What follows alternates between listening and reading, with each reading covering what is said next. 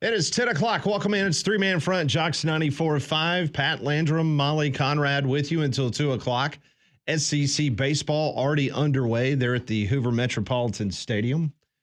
It was the game that was supposed to be played last night because the inclement weather or the threat of the weather made them move it to this morning. And right now, top of the second inning, Texas A&M holding on for their baseball life in 2025. They're up early over Mississippi State, 1-0. That is in the top of the second inning. So we'll keep you posted throughout the morning. Updates there from Hoover Metropolitan Stadium. But the story that we're going to follow very closely this morning is developing in the state of Minnesota, and it has to do with the NFL. The banning of the tush push. This has become the top story in the owners' meeting. And I want to just give you a little bit of an update. Eagles owner Jeffrey Lurie, of course, his team is vehemently opposed to the banning of the tush push. He just sat down giving a 30-minute proposal in front of the NFL owners why they should not eliminate that play. He's also brought in reinforcements in the meeting with the former Philadelphia Eagles center Jason Kelce. I think a few people in that room would recognize Mr. Kelce since he's on every commercial along with his brother in every broadcast when it comes to the NFL. Lurie told the owners whoever votes to ban this play is taking liability for putting risk on our quarterbacks. Now, to familiarize yourself with the rule, this is, if it passes, this is what happens. You cannot push or pull the runner in any direction, grasp a teammate to block an opponent, push or throw the body against a teammate to obstruct an opponent, assist the runner except by individually blocking opponents for him. So that is what is on the table. We saw yesterday that all 32 owners voted to allow NFL players to participate in the Olympics and flag football.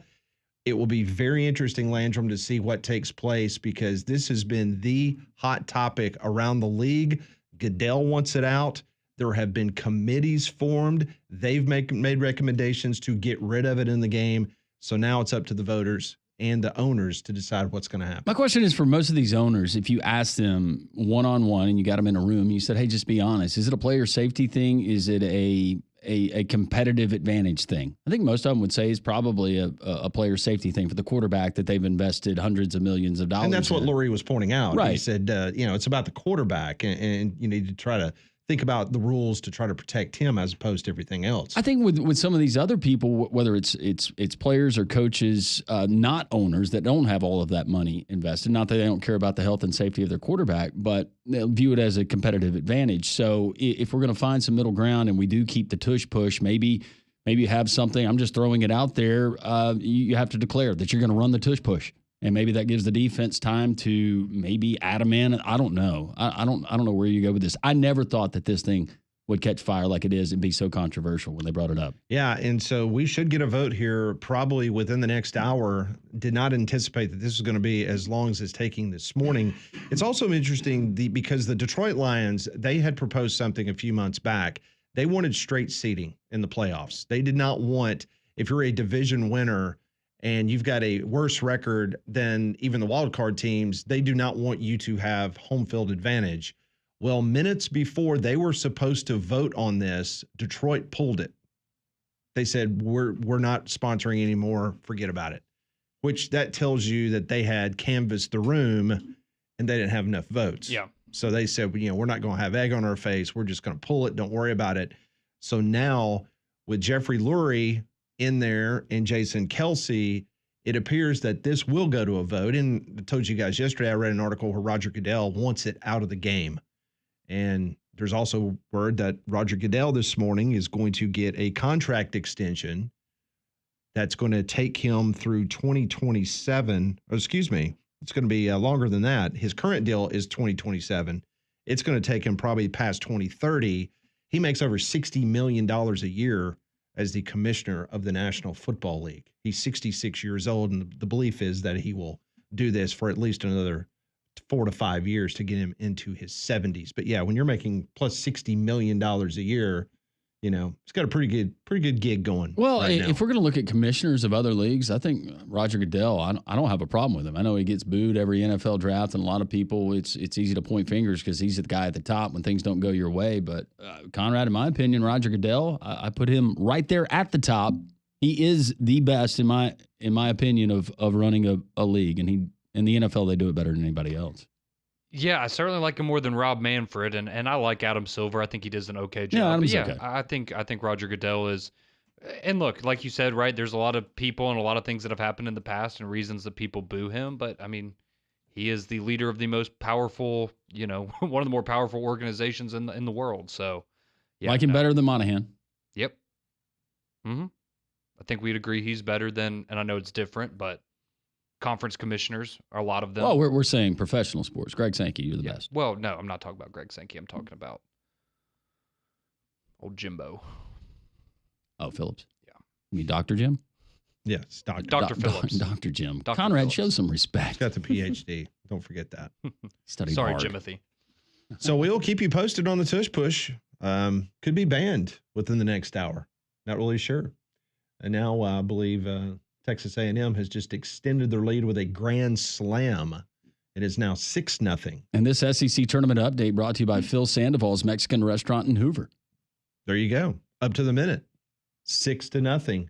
Goodness. A grand salami against the Mississippi State Bulldogs. A lot of maroon there at the old ballpark. They're going to prove that number one preseason ranking right here in Hoover. They just need that extra night's sleep. That's what it was. Yeah. They feel well rested this morning. If they win the week, up. they got to get in, right? You got to put them in. If they win the If whole they win the tournament? whole Yeah. thing. Oh, yeah. Well, I Yeah. think if they win the whole thing, then yeah. But it's not an automatic qualifier, right? No. No. Huh. No. No, but yeah. I agree with you. I mean, they're going to be one of those, a bubble team, I would think. Yeah, according to everything I've read, they're still on the outside. They got a little work to do. So I'm not really sure if Mississippi State would put them over the top to get into the NCAA tournament. But No, you probably need to be playing on at least Friday, if not Saturday. yeah. So that's the first game today, Mississippi State and Texas A&M. As we mentioned, 6-0 now in the top of the second inning as Texas A&M continues to bat. Alabama and Tennessee, that will immediately follow this game. Then Oklahoma and Georgia. Oklahoma was a winner yesterday against Kentucky, 5-1. Kentucky's now lost their last 3 first-round games in the Southeastern Conference baseball tournament. First time that has ever happened to Kentucky baseball. Ooh.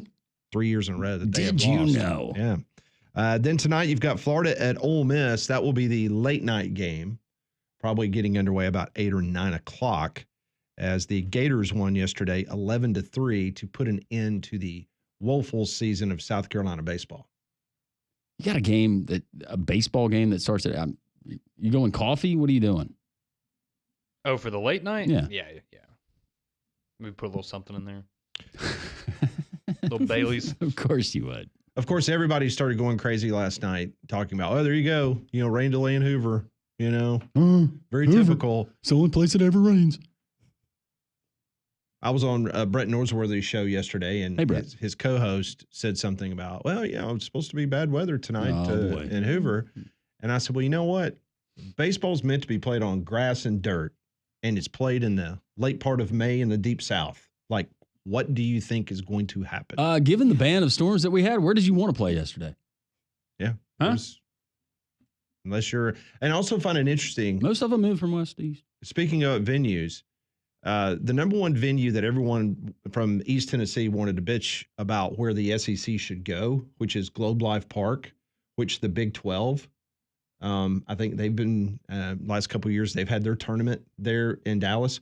They announced this week they're moving the tournament to Tucson. Yeah, that was an awful setup. It looked terrible on TV. Nobody was there. Should have So- been brought to you by a brand of melatonin. So maybe they're cleaning the stadium and getting it ready for SEC in a few years. Don't say that. Maybe that's what they're Don't doing. say that. But the reason I bring up the weather, last night was the first time since 2022 that we have had a weather delay or a cancellation at the SEC baseball tournament. So it's funny how everyone Acts like it's every single year. Yeah. It's just unfortunate that we have more teams. But now that we have the format that we have, the single elimination, things should go smoothly. It's a beautiful day today, isn't it? Oh, it's gorgeous. And the humidity is going to be low today and tomorrow. It will be very un-Birmingham-like this time of the year. And it's good news for Auburn fans because Auburn will now have an extra day to get ready for their SEC opener. The Tigers will now play at 11 a.m.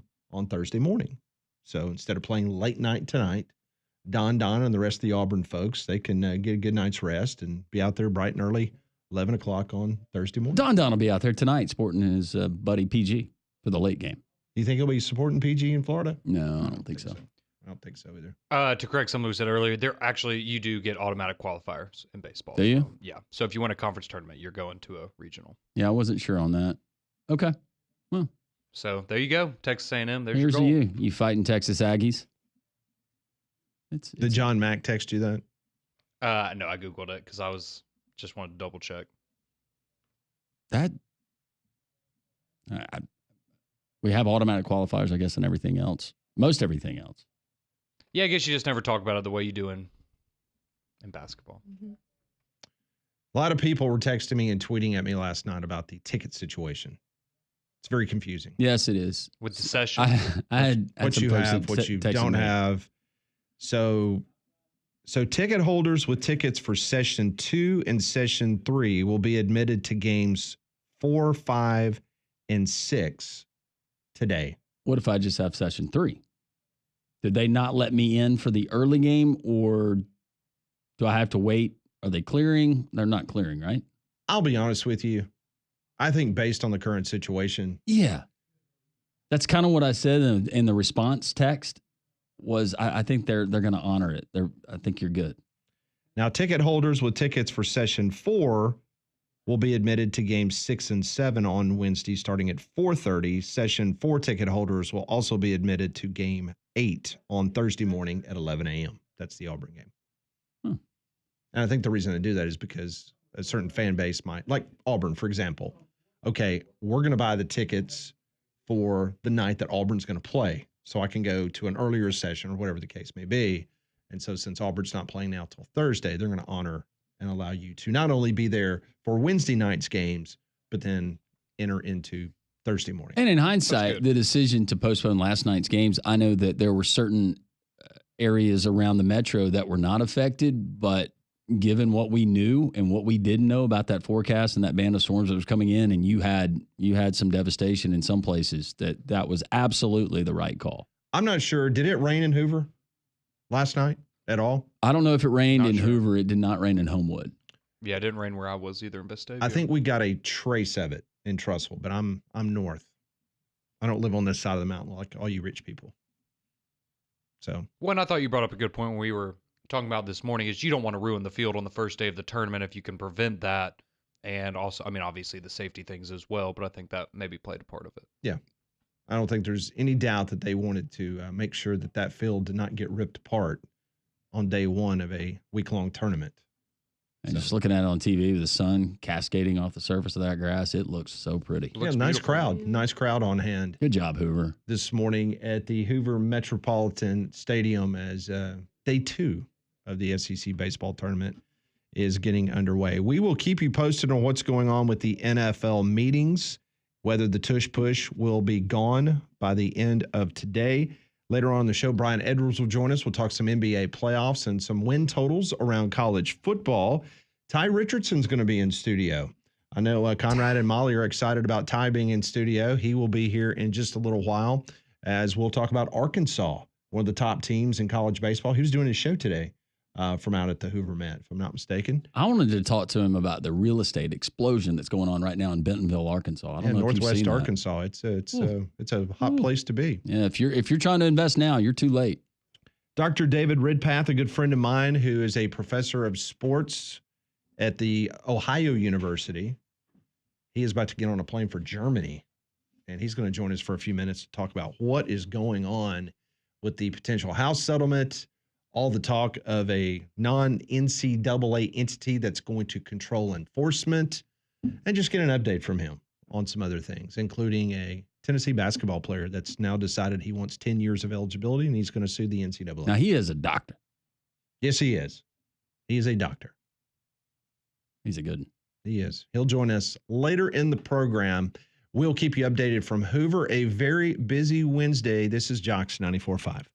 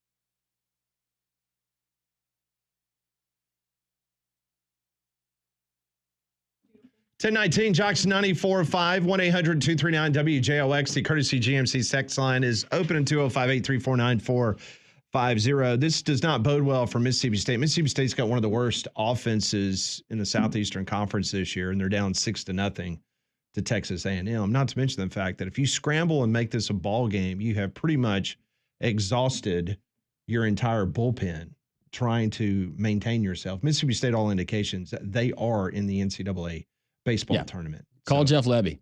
Get that offense going. Yeah. So we'll see what happens. But A&M up early now, 6-0 in the bottom of the second inning. Well, as we know, we have a long summer of heat and humidity ahead, so keep your home comfortable with Trane, America's most reliable HVAC brand.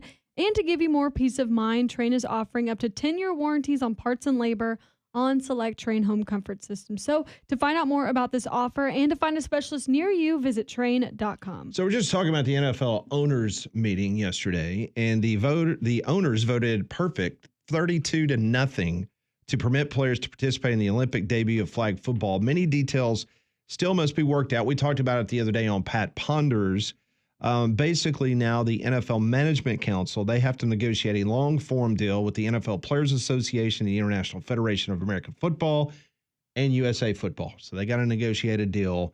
But key issues still are to be settled, include the schedule of tryouts and other preliminary activities, and how injury risk is mitigated with teams. One key aspect of the measure limits the participation to one player per NFL team per country team. Okay. Does that make sense? Yeah. So if you've got from the Chiefs, you've got an American and you've got whatever, then both can go and play. Is that what you're saying? Yeah. They're expecting that 6 teams are going to play in the tournament in Los Angeles. Okay. 6 teams that will be vying for a gold medal.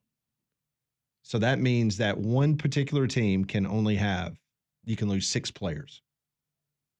Gotcha. Does that make sense? Yeah. Okay. So no NFL team could lose more than 6 players to the Olympics.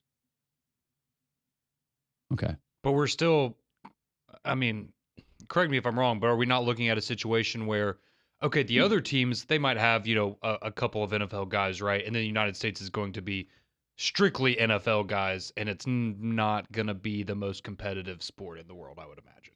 No, this will be the equivalent of the Dream Team in the first Olympics. And I love it. I love it. Oh, it's going to be great. Beat the slobber out of everybody. Yeah, humiliate every single opponent. Yeah. But it makes them better. And you see what the Dream Team did for world basketball. Made everybody else better.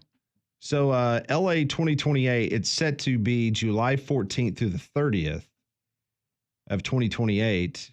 And it's a 6-team tournament, like I said. And it will begin shortly before NFL training camps begin that summer. So the way that the calendar works out, you just don't go to training camp. You go train for the Olympics. For the Olympics. The Vikings' Justin Jefferson, he was very outspoken on them passing this. Like, he is fired up. This is what he said on the NFL Network minutes after they voted 32-0 to allow NFL players to play in the Olympics. Today is a big day, for NFL players to be allowed to play in the Olympics. I know I'm speaking for myself right now, but I'm pretty sure, the rest of the players feel the same as kids. We grew up watching the Olympics and just wishing to be a part of it in some type of way, to compete for a gold medal and to compete worldwide. But we never had the sport to play worldwide. So for it to grow as much as it is now, and for the Olympics to be in LA, and for us to really expand this sport, it's crazy. It's crazy. I love hearing that, and I hope everybody shares the sentiment of Justin Jefferson. Guys that are fired up to go and play for their country, and who would have ever thought, hey, I'm going to be a professional football player, but man, would it not be cool to stand on that stage to receive a gold medal to represent your country, and now they're able to? Is Justin Jefferson, obviously he's raising his hand saying, I want to be on the team. Absolutely. But who else? I'm just, and it's mostly skill position, but Tyreek Hill. Well, you also got to think of mine 3 years from now. See, and that was the thing, because everybody's first reaction was, oh man, Derrick Henry's going to truck people. And maybe he will, but does 35-year-old Derrick Henry want to play in the Olympics? Maybe, maybe not. Well, one thing's for sure, you saw Scotty Scheffler, how emotional he got. He might be like the Ryder Cup captain, coach. Yeah, there you go. When Scheffler won the gold medal in Paris, how emotional he was because he won a gold medal for his country. And I think a lot of those guys being on American soil and be able to go and participate and potentially dominate. Yeah. But you also have a situation, because I've seen it in the World Baseball Classic, where you get injuries. You do. And you get pitchers, because it's like the World Baseball Classic, the timing, it messes up spring training, and you got a lot of dudes that's going to pitch for your country, and then they come out of the World Baseball Classic and they're messed up because their timing is off in regards to the number of innings and pitches that they typically have with their regiment getting into the season through spring training. I've seen multiple teams that their number 1, number 2 starters have problems, and now you got Paul Skeens. He's already dedicated himself to pitch for the United States. And we all know that it's just a matter of time before he's going to have an arm problem. Now all of a sudden. It's inevitable, yeah. Yeah, he's going to, if you're a Pittsburgh Pirate fan, all three of them, they might be a little bit upset about Paul Skeens going to play for the United States. Mess up his trade value for the Braves. Who is our main, what country of origin, what country is our main competition? I don't follow international flag football. I would say Mexico. Australia? I would say Mexico. I've seen a lot of very talented, especially maybe not men's, but I know women's flag football. I think Mexico's got a very good quarterback.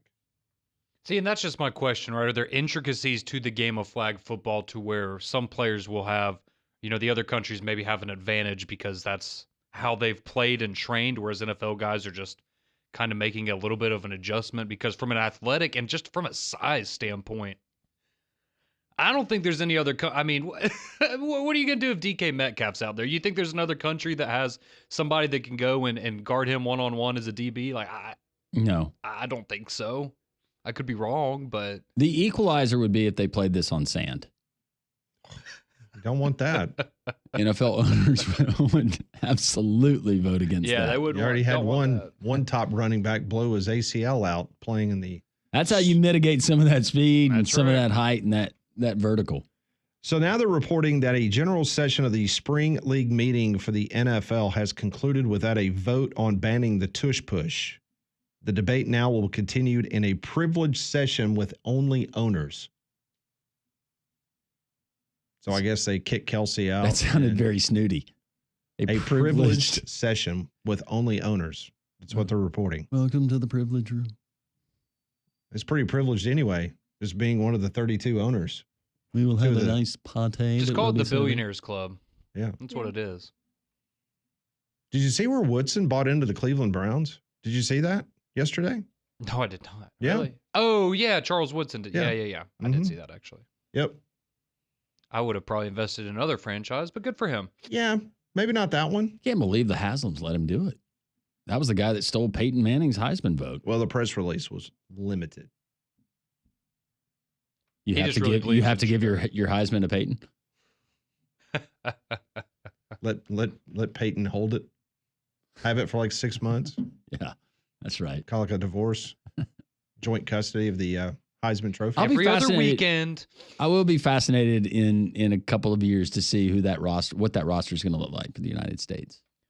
Because you got to think you're going to have some guys. Oh, well, Jeremiah Smith's going to be on there, obviously, because he's the greatest player of all time. But he wears number 2 now. I know. The Alabama Crimson Tide. I know. He'd be an option. I mean, by then, because, he'd be a rookie or done with his rookie year of the NFL at that point. Do we do what the Dream Team used to do? And we take the one Christian Laettner guy from the college ranks that year? You couldn't call him an amateur because they're going to be a millionaire too. But maybe it would be, at that point, maybe it would be Deuce Snyder or Keelan Russell. Ooh. That could be your college representative. But, yeah, because that's what you got to think about 3 years from now. Maybe is it going to be, Ashton Genty maybe is the running back, a Jahmyr Gibbs, like some of these younger guys. And do we bring a coach out of retirement to coach him? My answer is that you would not have a college player playing because they do not want to give up any NIL money that they might be earning for the summer to go play for the United States, unless the United States is going to pay them a lot of money. Because the college kid, all he cares about now is money. I'm Keelan Russell for Panama Jack. They'll have Make it happen. They'll have an NIL with Adidas, and Team USA will be wearing Nike. Remember the whole thing that happened between Michael Jordan and Reebok? Yeah. Reebok was the official supplier of the basketball team. Yeah. And then when the United States won the gold medal and the warm-ups were Reebok, Jordan made sure that the American flag was draped over his shoulder, not saying that Michael Jordan's not patriotic, but he did that because he was not going to be seen wearing a Reebok logo. When's the last time, Pat, you bought something Reebok? Never. Okay. I was about to say, I guess they're still around as a brand. I couldn't tell you the last time I got something Reebok. Yep. Your jazzercise shoes? No. With the Velcro to give you ankle support? Need to call Golston Tree Service for all your tree needs. And man, these storms keep rolling through Birmingham. 205-337-4018 is the number. Golston Tree Service, they handle the little jobs like trimming hedges, shaping trees, hazardous jobs like line clearance. They have that 24-hour emergency storm work number. Give them a call, 205-337-4018. That's Golston Tree Service. We will give you a update from Hoover. Also, our buddy Brian Edwards, our Vegas insider, is going to tell us where the sharp money is going. A chance for you to make some money. It's the Wednesday edition of Three Man Front. Don't go anywhere. It's Jox 94.5.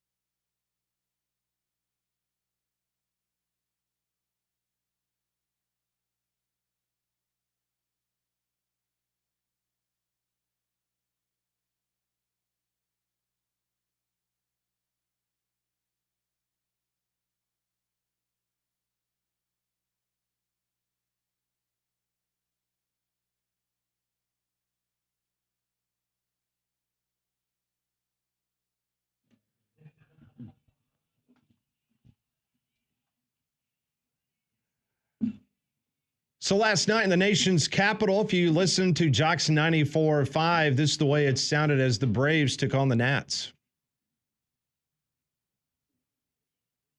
And Cruz swings, and it's a towering fly ball to deep left field. Verdugo to the warning track, and that is way gone.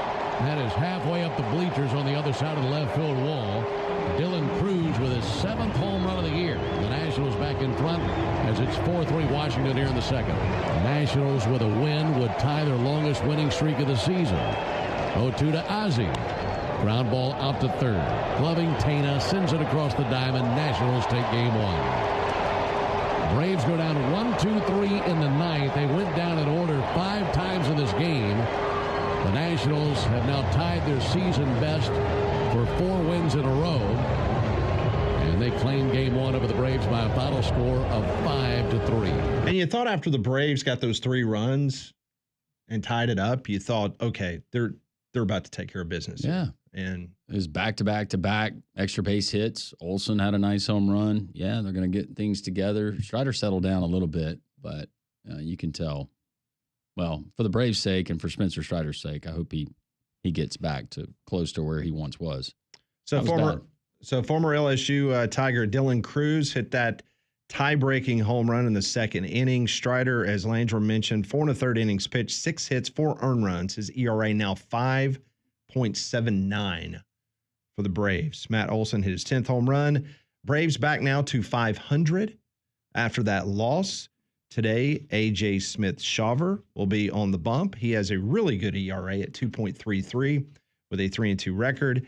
The Nationals will counter with right-hander Trevor Williams, who is 2-5 on the year. Cruz got hurt in that game. He did. They took him out.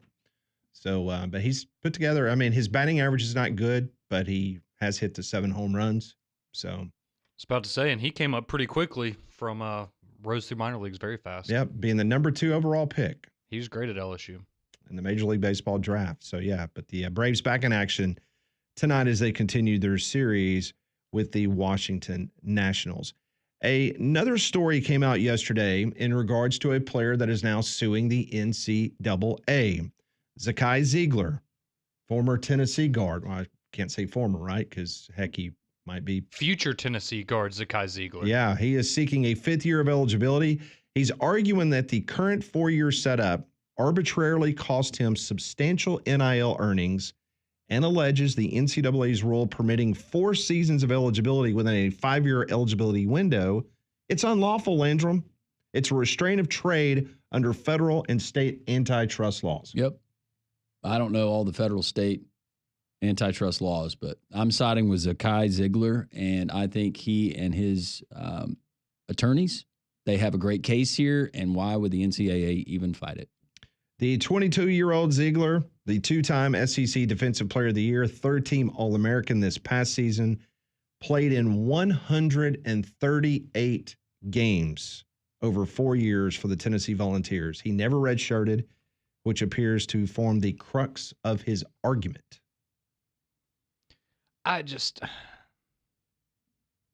It's okay to move on with your life. It's okay to not be a college athlete anymore. I understand you want to make I get it. Like if somebody's offering you $2, $3, $4 million to come play another year of college basketball, Conrad, you would want that. At this point would you not take a crack at it? No, I know, and I totally get it. Right? You might as well. I mean, you got at least a 50-50, better than a 50-50 chance of getting it approved, but.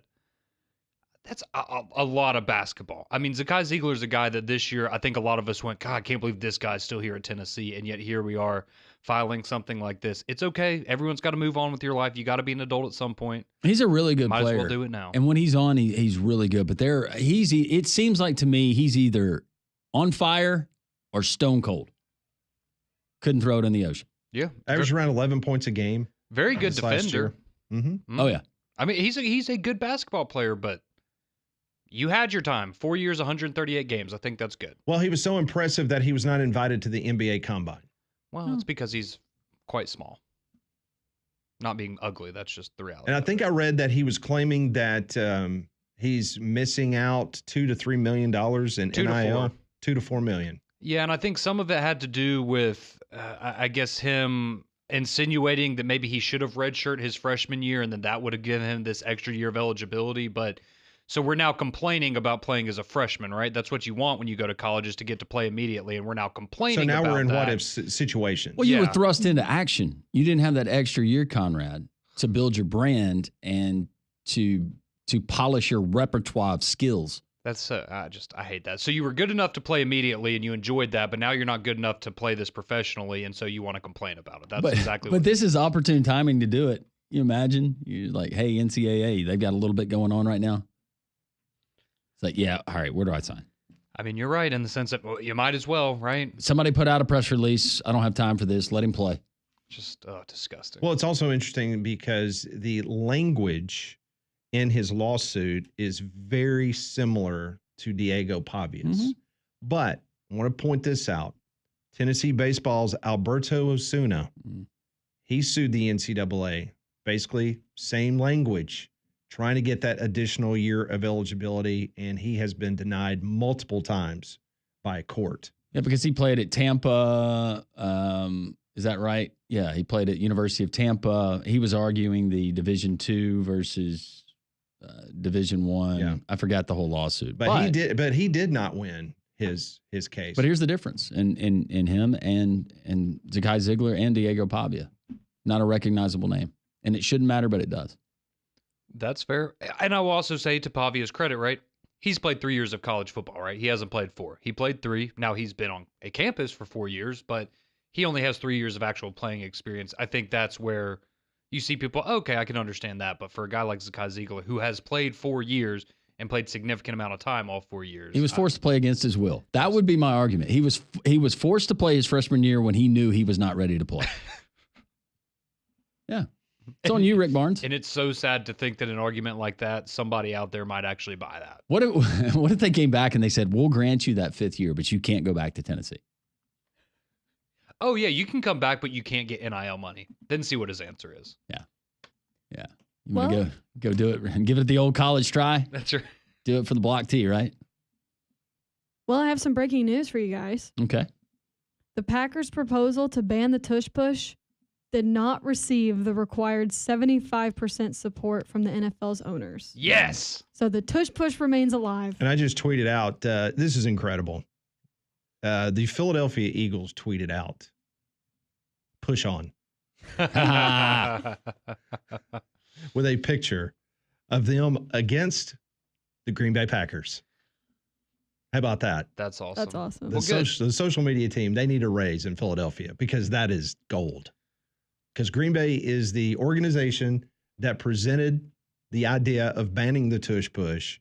And so Philadelphia put a picture out of Jalen Hurts going up against Green Bay, getting ready for the tush push, and it says push on. What are the owners, and I know they're collectively owned like the Packers, but is it like it works in Washington where you have lobbyists that are going around and they're working with these other owners and going, hey, is it swag bags? Are you trying to grease the palm a little bit? What do you need to do to come to our side? Yeah. It's a good question. Now they needed what, 75%? Good. Is that right? Yeah, and Diana Rossini says that 10 teams voted against the Packers' proposal to ban the tush push. Okay, so they're right around Eagles? 70%. Yeah. 2/3 or so of the league. I know the Bills were against it. Any team that has the right competitive spirit should have been against it. We will talk to Brian Edwards from Vegas Insider next on Three Man Front. We'll talk a little NBA and some win totals across the NFL and college football. This is Jocks 94.5.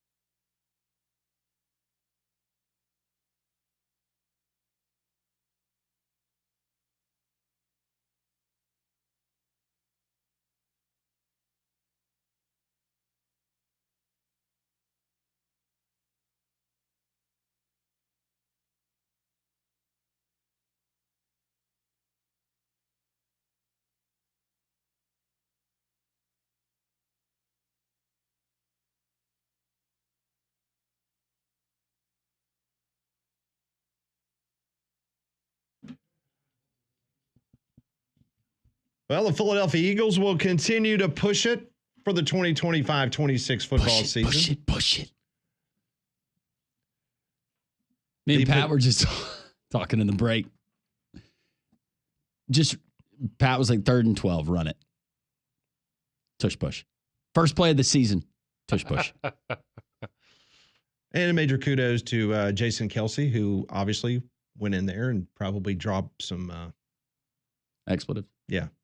Got everybody fired up. So, yeah. So, once again, we will have the tush push. We'll come to an NFL stadium near you. Joining us on the Higginbotham Hotline from Vegas Insider, MajorWager.com, our good friend Brian Edwards. Brian, what do you think? Were you for or against the tush push? Well, I got into betting the Jalen Hurts anytime touchdowns last year. Right. And I was confident in it because I knew if it was 1st and goal at the 1 or the 2, if A.J. Brown got a PI in the end zone, I was really confident in it. So I think I'm going to continue betting Jalen Hurts anytime touchdowns. So I'm good with keeping it. Smart move, indeed. Just the betting aspect of it. I like it. All right, so let's talk about some preseason bets. I know we haven't talked about your favorite Commanders, but anything right now from the NFL perspective, kind of you like what you see and you could like place something as a future wager on win totals. Yeah, I've already fired 4 plays on Washington Commanders, and I wrote an article, I think it was like 1,600 words, explaining all of them on Major Wager, if any of your listeners want to check that out. So the first one, I'm playing the Commanders over 9.5 wins for 3 units. I'm also going to play a half unit on them to go over 11.5 wins, and that would pay 1.35 units because the price is plus 270. I'm also risking 1.32 units to win 1 as the price is minus 132 for Washington just to make the playoffs. Don't have to win the division, just wild card, whatever. And then I'm putting a quarter unit on them to win the Super Bowl, which wins 5 units at, gosh, I didn't put the price here. I think that was 20 to 1. Let's see, 20 to 1. And those prices are at FanDuel, or that's what they were as of 3 or 4 days ago. So some of the reasoning behind it. All right, so Washington, they're favored in 12 of their DraftKings has already got lines on every single NFL regular season game. They are favored in 12 of those games. Now, a lot of those are tight lines, but 2 of the underdog spots are only plus 1.5. When I went through their schedule, I marked them 12-5. And it could be better or it could be worse. I mean, obviously, any overbet, you're counting on your stud quarterback, Jaden Daniels, to stay healthy. So they added 2 very key parts for him in the offseason. They got Laramie Tunsil, did not have to give up a future first-round pick for either of these, by the way. They got Laramie Tunsil, 5-time Pro Bowler at offensive tackle. He's 30. He's in his prime. He's not shown any slowdown. I mean, I think he's one of the best offensive tackles in the league. Been in the Pro Bowl 3 years in a row. And then they got Deebo Samuel, who is 29, 4-time Pro Bowler, and he's going into a contract year. So he is highly, highly motivated.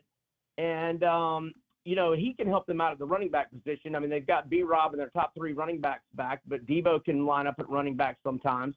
He gives you another weapon. They also bolstered the O-line with their first-round pick, Josh Connerly, out of Oregon late in the first round. And they got Amo, the DB from Ole Miss as well in the second round. They bring back Zach Ertz, the tight end. I just love their roster up and down. Now, their run defense was an issue last year. They've added Javon Kinlaw out of South Carolina Gamecock, obviously. He was a disappointment in San Francisco, but his first year out of San Fran, last year with the Jets, he put up career numbers. So I'm hoping, that he's going to have a breakout year. And I love their team up and down. Now, every time I have my Sirius XM on VSiN and they're talking about the Commanders, I feel like they're talking about how many one-possession games they won last year. They did go 9-4 in one-possession games, and so some people were calling for some regression.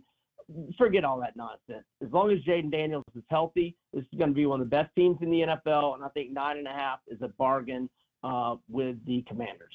I don't know what the number is, but I was just sitting here looking at the future NFL schedule, and this might be the most bet prop that will ever be placed in the history of the National Football League.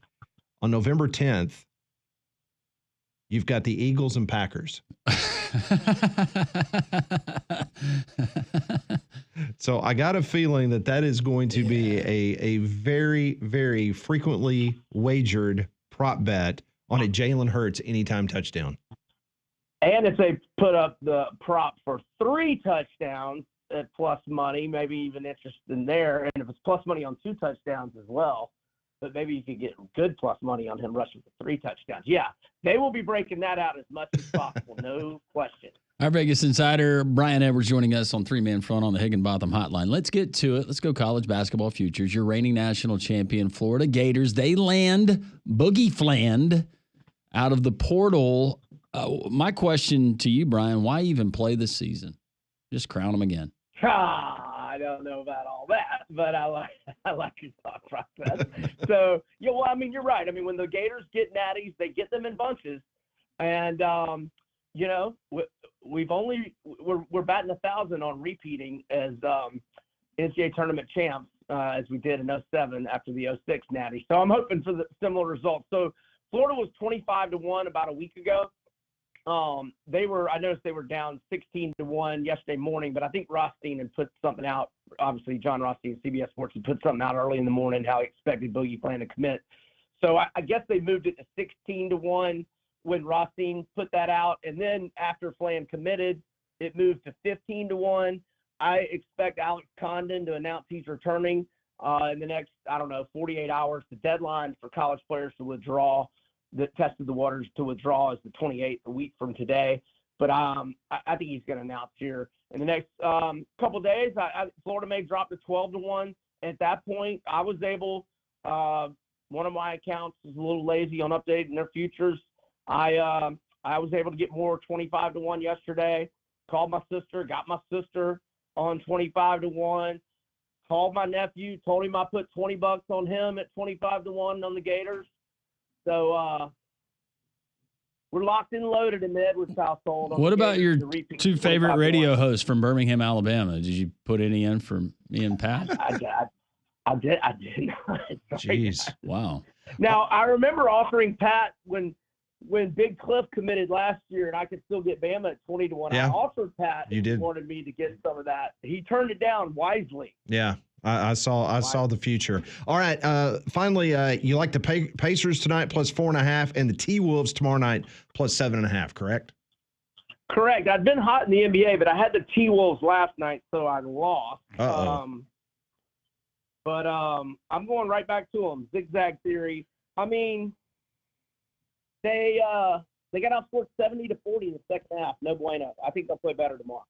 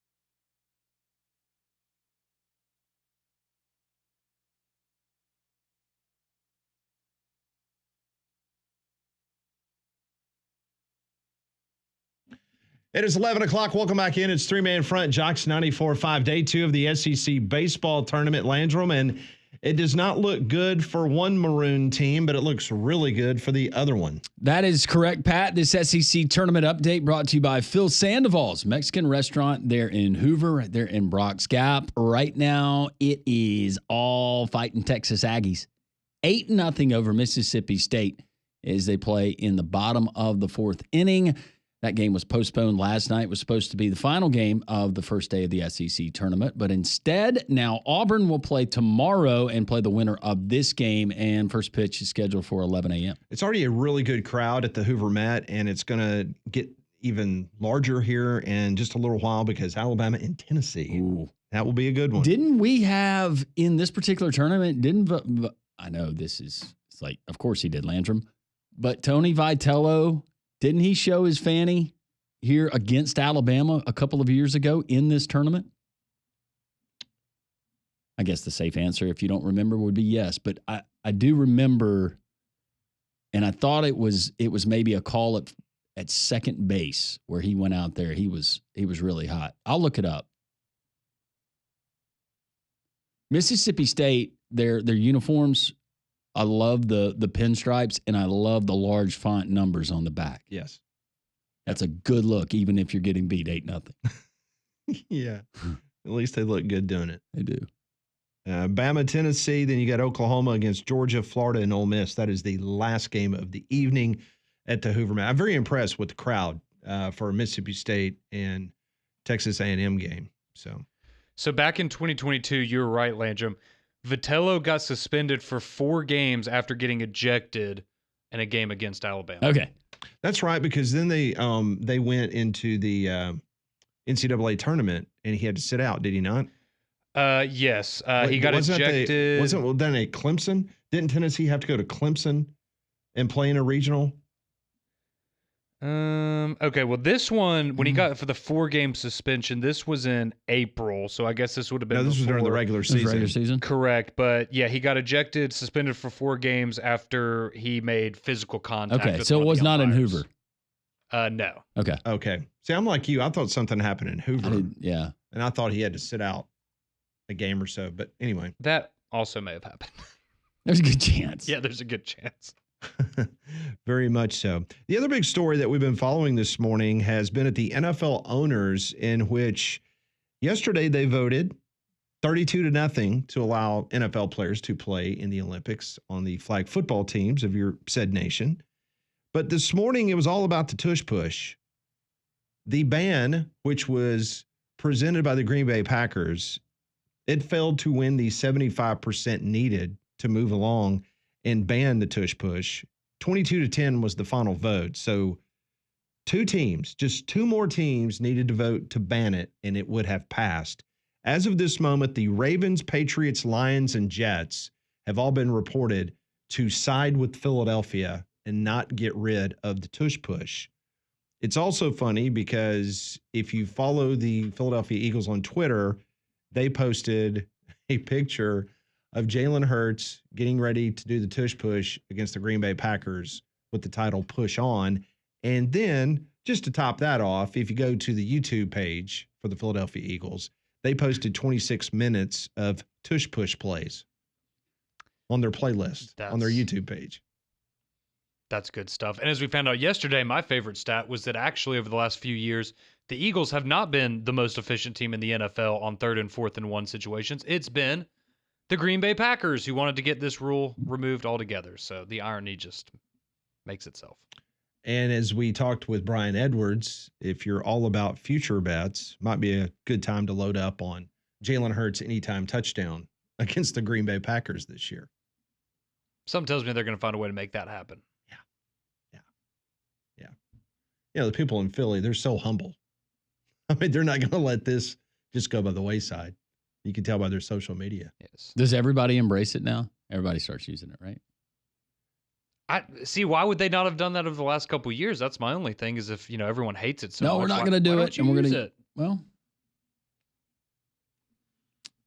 I would say now embrace it. Yeah, well, you have to. You better.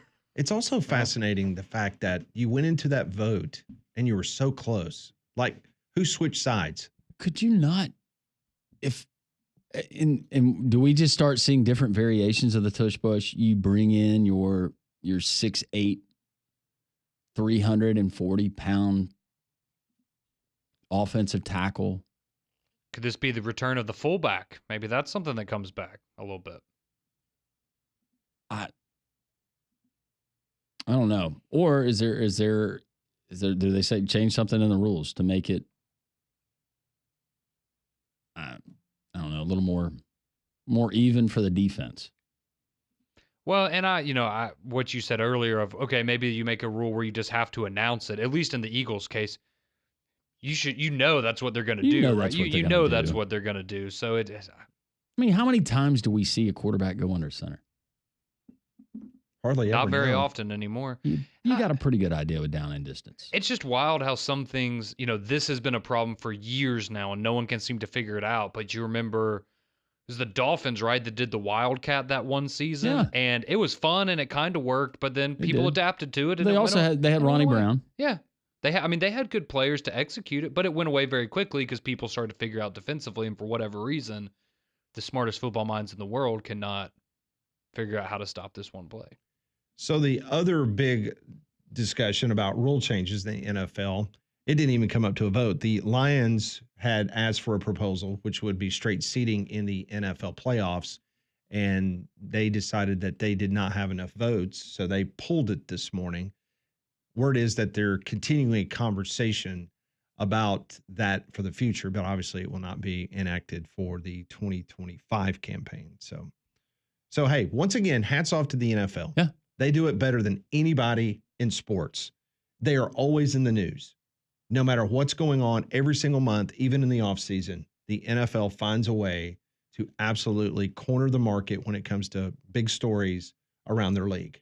And they did it again for a boring billionaire owners meeting in the state of Minnesota. Well, it's because it's all scripted out, so they know this going in, how the offseason's going to go and what kind of events they need to do. So that helps. Speaking of hats off to our friends at Dobbs Ford right there on Parkway East in Birmingham. Wonderful family folks that I tell you about all the time. And right now you get Ford employee pricing. That's right. You pay what all of the Ford employees pay for some of the makes and models that they have there on the lot. It's Alabama's largest showroom selection. You're going to be treated first class from the moment you walk in the door to the moment that you leave. If you buy anything or you don't buy anything, you will have some friends that you can call friends, and you're going to get that firsthand when you go to Dobbs Ford. Go see and feel the difference there at Dobbs Ford, DobbsFordBirmingham.com, and make sure you tell them, as always, that Landrum from Jocks 94.5 sent you. So Nick Saban wins a sports Emmy for his work on ESPN last night. Saban was awarded for Outstanding Personality, Emerging On-Air Talent. No big surprise. We saw this coming very, very long ago in regards to his talent and what he can bring to the table. The other nominees for the award included Prime Video's Ryan Fitzpatrick and Richard Sherman, ESPN's Jason Kelsey, and CBS's Jay Wright. Saban, as we all know, joined ESPN in 2024 after retiring as the Tide's head coach. Also last night from the Sports Emmys, TNT's Ernie Johnson won in the Outstanding Personality Studio Host category, while Tracy Wolfson won in the Outstanding Personality Sideline Reporter. It was not Holly Rowe, as Landrum was hoping. Fox's coverage I canceled the flowers. Oh, boy. Fox's coverage of Major League Baseball at Rickwood Field also won an Emmy last night, so that was tremendous. The coverage was outstanding. Outstanding Live Series, College Football, SEC on ABC won that category. No big shock there. Sorry, Molly, the Big Ten did not win for their coverage on CBS, Fox, NBC, Peacock, Big Ten Network. Next year. Yeah. Outstanding Studio Show, College Game Day. So once again, the Big Ten gets a big old goose egg, a sombrero. Nothing at all. Play failed again. College Game Day wins the Sports Emmy for the Outstanding Studio Show, weekly version. Saban got a bonus in his contract, I wonder, if he wins an Emmy. It's a good question. Maybe it's just another award, another trophy he can put in the case. So now he just needs a Grammy, an Oscar, and a Tony. Let's make it happen. Get him doing background vocals on the next Taylor Swift album or No, something. Eagles. She always wins. No, he goes and sits in with the Eagles. Oh, yeah, there you go. Records a little bit. That's good. Mhm. I like that. Kind of like John Stamos did with Beach Boys, Yeah. where he was playing drums. Wait, was that a real thing? Yeah. Oh, I thought that was just that Full House episode where they had the Beach Boys. No, he toured with the Beach Boys. Uncle, that's really Uncle cool. Jesse could play. That's cool. It was Jesse, right? Yes, he was Uncle Jesse. Greater. So Nick Saban was not there in attendance to accept his award. Well, he's got presidential things going on. He's busy. Well, he was at the Nick's Kids golf tournament That's yesterday, right. and he had something very interesting to say about the presumed starting quarterback for the Alabama Crimson Tide. This is what Nick Saban said yesterday about Tye Simpson. You know, Tye was an outstanding high school player, no doubt. He's a fine young man. I think he is. I think, you know, his example is a true example of development. You know, he matured and developed for, 2 years, and now he's going to get the opportunity. And I think those experiences are probably going to help him be successful. And, we're rooting for him, that's for sure. And I have every confidence that he'll do a great job. That was Nick Saban yesterday at the Nick's Kids Foundation golf tournament, and he had those comments about Tye Simpson. I don't think there's any doubt whatsoever that he will be the strong number one heading into the fall camp. I'm just glad me and Nick Saban have something in common finally. We're both rooting for Tye Simpson this year. Take him where you can. Yep. That's right. Well, one thing's for sure, his $500,000 that Alabama is paying Nick Saban, maybe he'll get to the whiteboard a little more often than what he did last year based on Alabama's record. You could get a middle-of-the-road defensive tackle for that money. Mm-hmm. Do you see, speaking of Alabama quarterbacks, it's just odd that I know this has been going on for a couple years, but you see this in the NFL, right? Guys get drafted, they buy their mom a house or something. Do you see Keelan Russell buying his mom a new Mercedes, shiny new Mercedes yesterday? I wonder what dealership he got that one from. a nice white Mercedes. Can't imagine. Oh, was it the one that we saw that time that had the matching luggage? If you pay that, I don't know. The interior of the Mercedes matched the luggage that came with it. Ah, It's very nice. That is very nice. Yeah. Luggage was so nice, it's like, I don't ever want to use it. We'll just keep it on display. It's just wild seeing kids that, again, hope he's a great player, hasn't taken a single snap of college football, and he's able to go buy his mom a very nice car. Very cool moment, very happy for them, but it's just wild how things change. I mean, Bryce Young, he was reportedly making, $1 million before he stepped on the field. Yep. Absolutely. So, coming up at the bottom of the hour, Tye Richardson from ESPN Radio in Arkansas. He will join the program in studio. We'll talk to him about Arkansas baseball, what's going on with Sam Pittman and the football program. Later on in the program, Dr. David Ridpath will join us, talk about the future of the NCAA and the sports commission that supposedly is going to take over for the NCAA. That's all coming up on Three Man Front.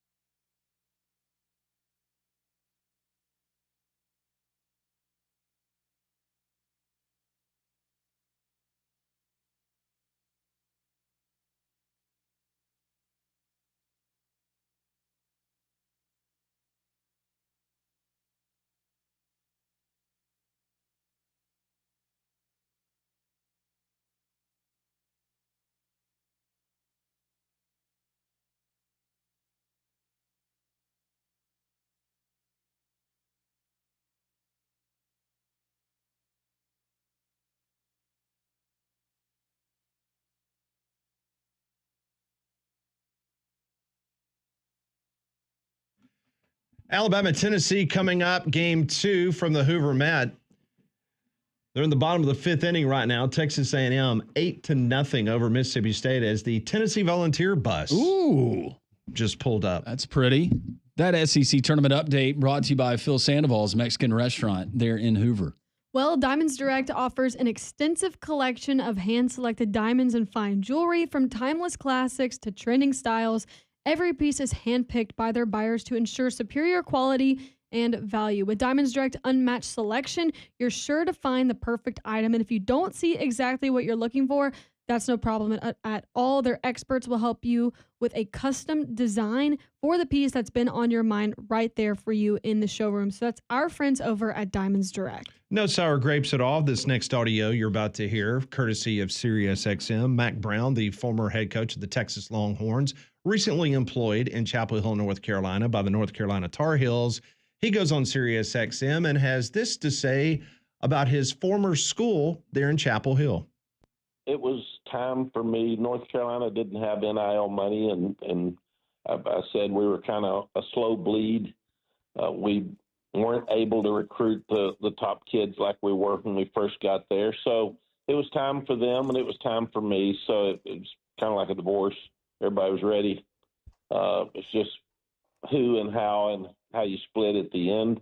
So it was best for me to get out. We always built programs on fit, and in our last couple of years there, we were having to get parents with money. We were trying to get kids over a 3.0 because that's who we could get. We signed 26 players at North Carolina our next to last year, high school players, and didn't pay them a penny.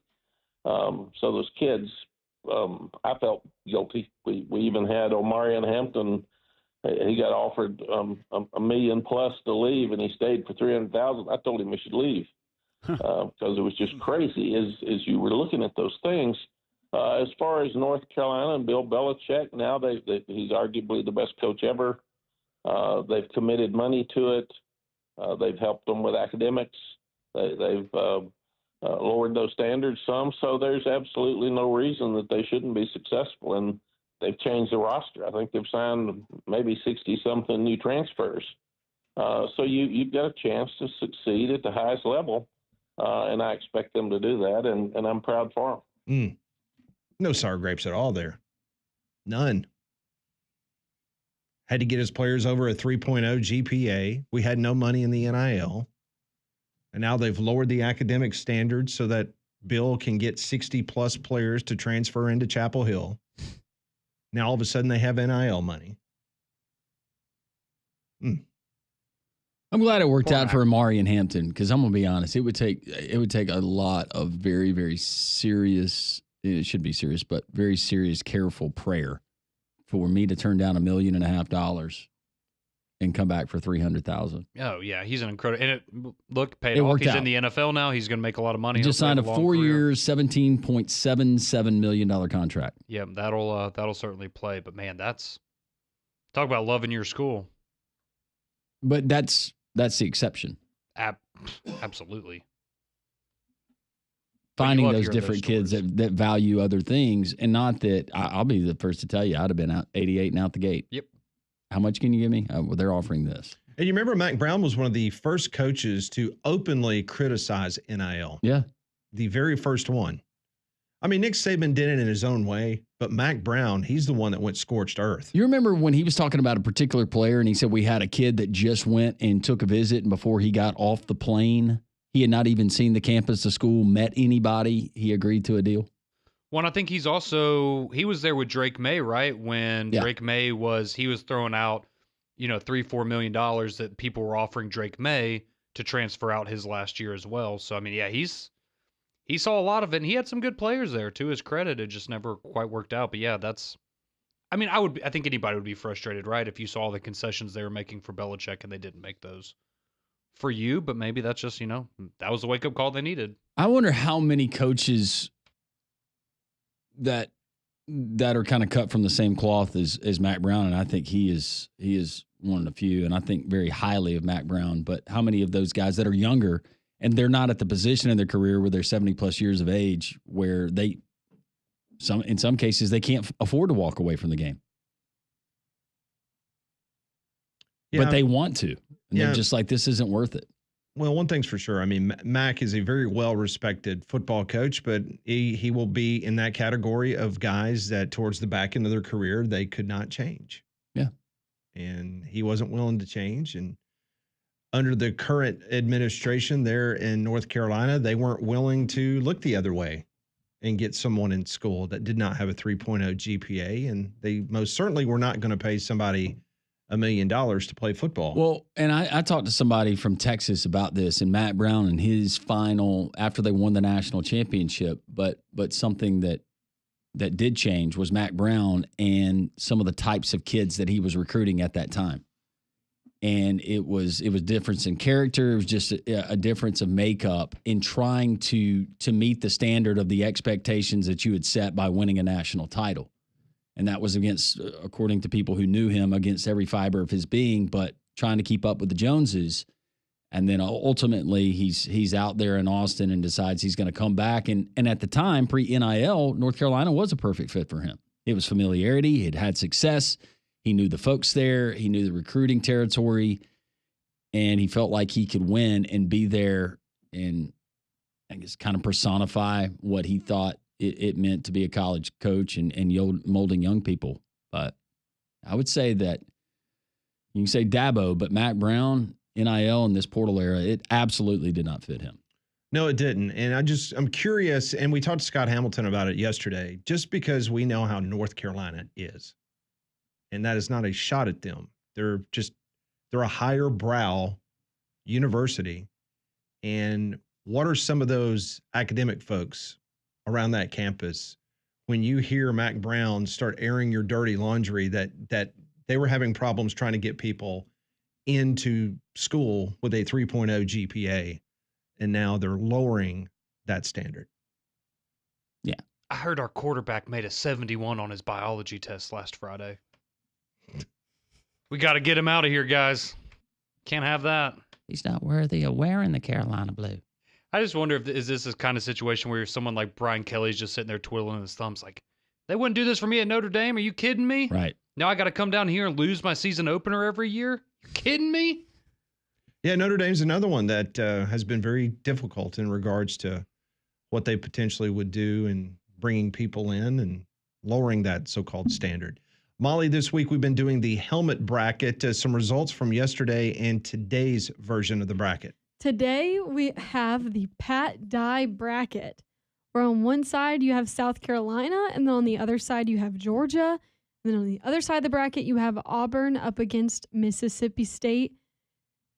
And I love watching the voting because we just had a tie between South Carolina and Georgia, but now South Carolina is winning. Now, which helmet are we talking about? So this is the black South Carolina helmet and then the red Georgia helmet. Okay.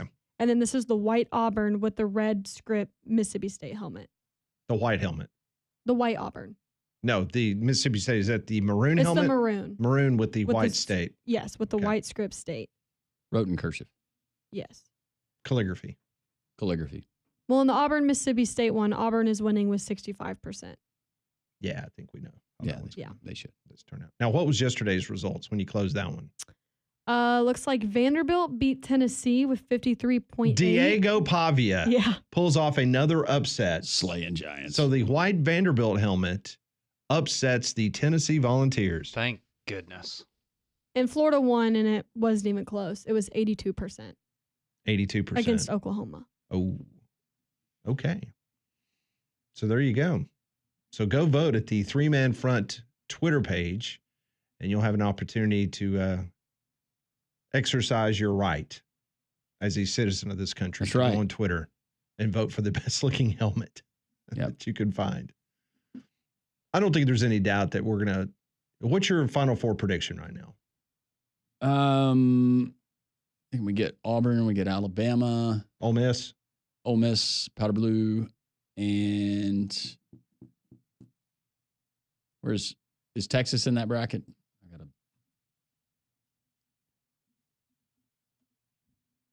They're in the Coach O bracket. Coach O. Mm-hmm. So would that be that's the Ole Miss bracket. Ole Miss bracket. No, I'll take Ole Miss out of that one. What's the one that I'm missing? Molly. Alabama, Auburn, Ole Miss, What's the other Phil bracket? Fulmer bracket, the one we just had. That was Tennessee, Vanderbilt, Florida, and Oklahoma. So it's going to come down to Florida and Vandy. mm-hmm. I think it's going to be Vandy. So Vandy would be a I think Final Four Vandy sneaks team. in there. Mm-hmm.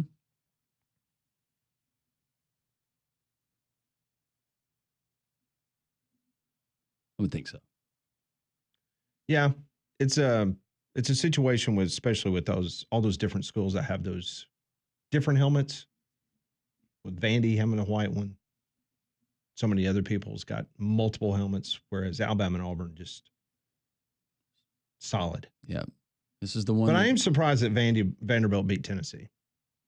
Yeah, a little bit, but also Damian didn't vote enough. You have people that are canceling out votes, or there's a lot of Tennessee hate that you have helped to perpetuate. That here on I this have. show. Yeah. What have I done? Well, I was verbally attacked everybody on the side thought, of the SEC championship game. Everybody thought that Coach Philip Fulmer was a upstanding Southern gentleman until you relayed to our audience that he called you, Paul Feinbaum, and our buddy Kerry a bunch of bees.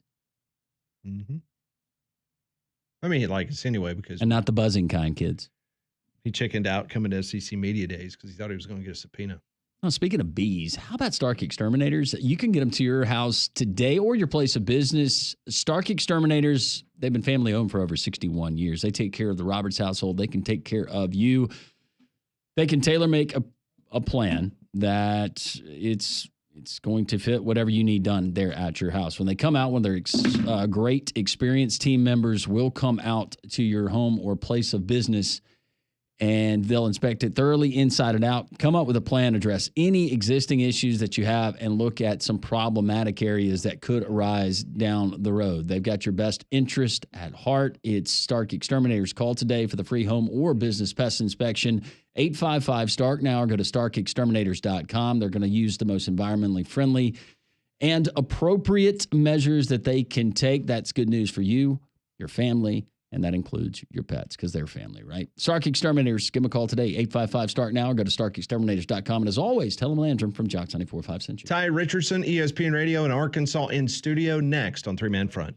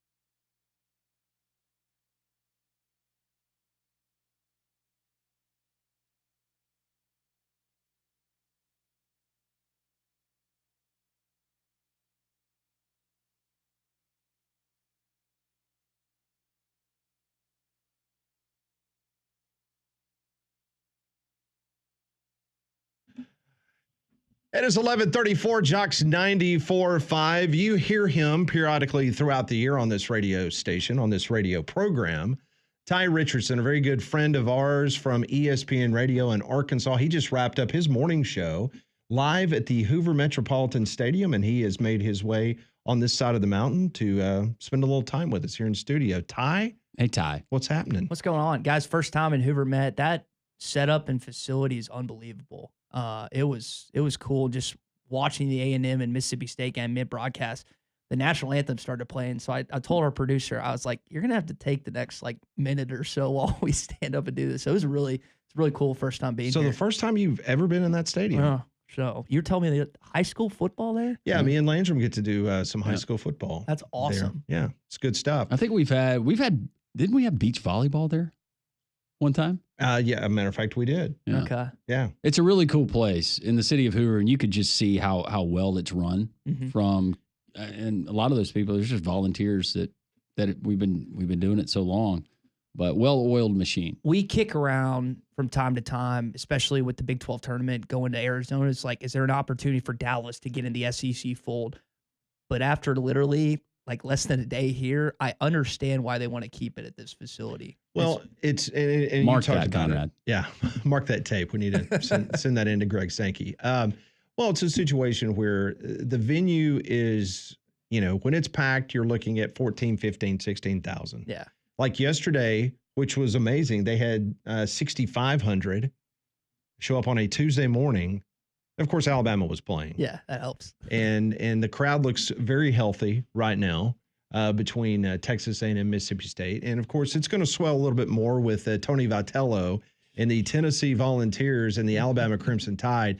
And it's very interesting, and I want to get your perspective on this because Tennessee just left Fayetteville. So give us some dirt. Tell us all the things you want to tell us that we can broadcast about Tony Vitello and this Tennessee baseball team. So he has become, with Cal now becoming Arkansas's basketball coach, as one of the most hated opposing coaches in the Southeastern Conference for Arkansas fans. He wins the national championship last year. A lot of Arkansas fans feel like that his mentor, Dave Van Horn, should have gotten one first. The antics, though, there's a right and a wrong way to play baseball. And I didn't grow up playing it, but I'm around plenty of guys that have. And the delays, the constant, talking to the pitchers, all this stuff, just to throw off a batter's rhythm, a pitcher rhythm, it drives people nuts. And they won game one, and they had their ace, Liam Doyle, who's SEC pitcher of the year. And you're thinking, all right, Arkansas might lose this series at home, 5-6 heading to Hoover. Said they come back in game 2 and 3.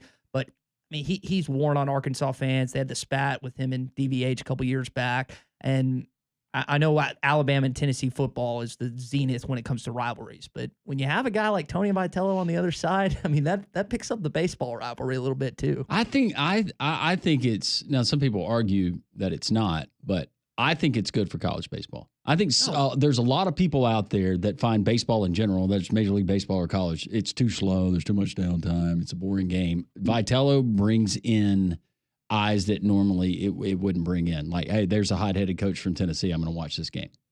I don't think there's any question about it. Like that, with it being third in the pecking order in the Southeastern Conference, you need this extra whether it's social media stuff or just that the talking points, starting conversations on not just Southeastern Conference radio, but also in national radio. That brings it into the discussion, brings it into the fold. So I enjoy it. He is good for college baseball.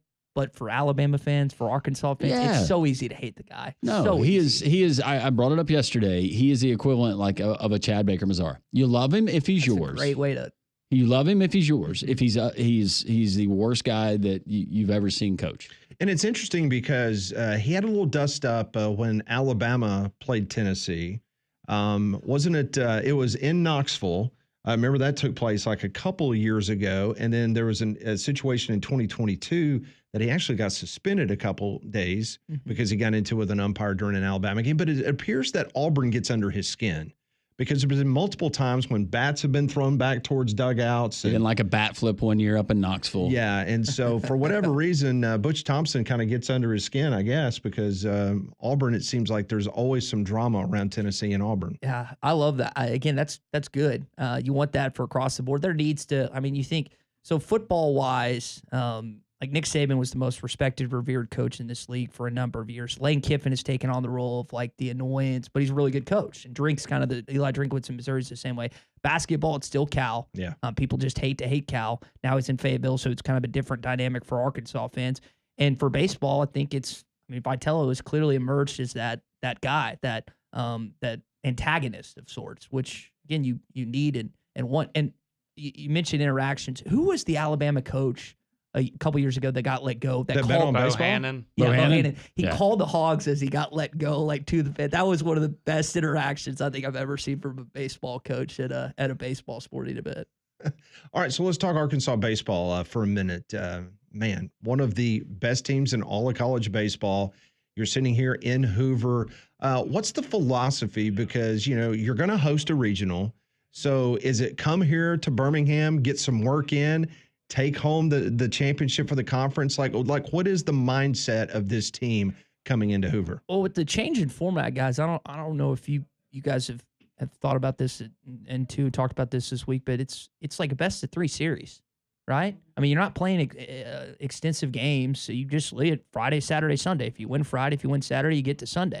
And I know you're playing different personnel. There's different game plans for each teams, but you're not overextending your pitching. The same rotation will be used the following weekend in Fayetteville for the regional. So if I'm Dan Van Horn, in years past, when it's been double elimination, you don't want to use up too much. They've won it once. I think it was back in 2021.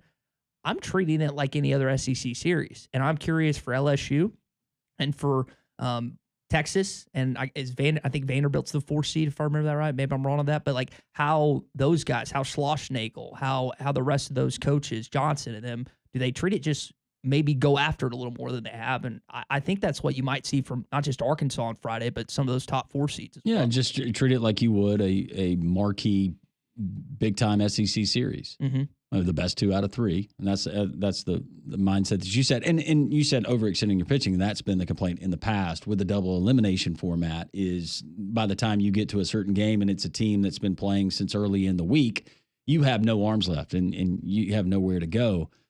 Baseball is one of those sports, though, college baseball especially, where, and we see it in Major League Baseball too, but teams get so streaky and get so hot. It would not surprise me at all to see this Texas A&M team that we're seeing today versus Mississippi State make a run and do what everybody expected them to do to start the season. I know that would pain you, Tye, as a hater of Texas A&M. I think, A&M baseball is still up there in terms of this. And Schlossnagle's at Texas now, so he kind of takes some of that with him. But do you hate him now at Texas? He's just. I felt like he didn't give his team his all in the World Series last year against Tennessee. I mean, and maybe I'm wrong, but when your mind's in another place in another job, you can't tell a team or the fan base that you were fully committed to winning a national championship in College Station. So he kind of rubbed me the wrong way doing that. It's kind of like Chris Beard years ago and going from Texas Tech to Texas. Now he's at Ole Miss. But for baseball wise, the number one and Vitello's the coach, and Tennessee's kind of with the antics, but still Ole Miss because they went through Arkansas 3 years ago and they won that national championship. It's every other SEC team except for Arkansas, it seems like, which is annoying. God, in the most painful moment. Oh, right? my gosh, yeah. Can we bring it up? Let's just go ahead and get it out of the way. Play the clip. Tye Richardson joins us here in studio from ESPN Radio in Arkansas. We will continue our conversation with him. This is 3-Man Front on Jocks 94.5.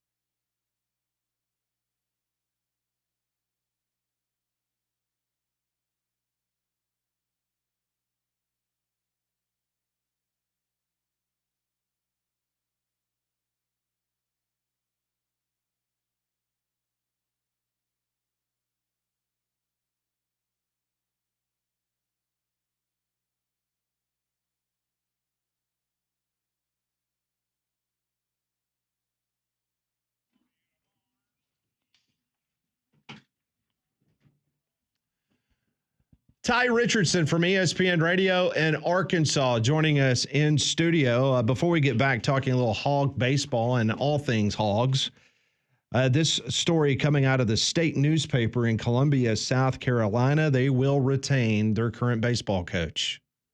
So Maneri will be back for another season. Too. Yeah. How about that? He got asked. I listened to that press conference. What was it, a week or so ago about his future? I think 26 and 29 in year one.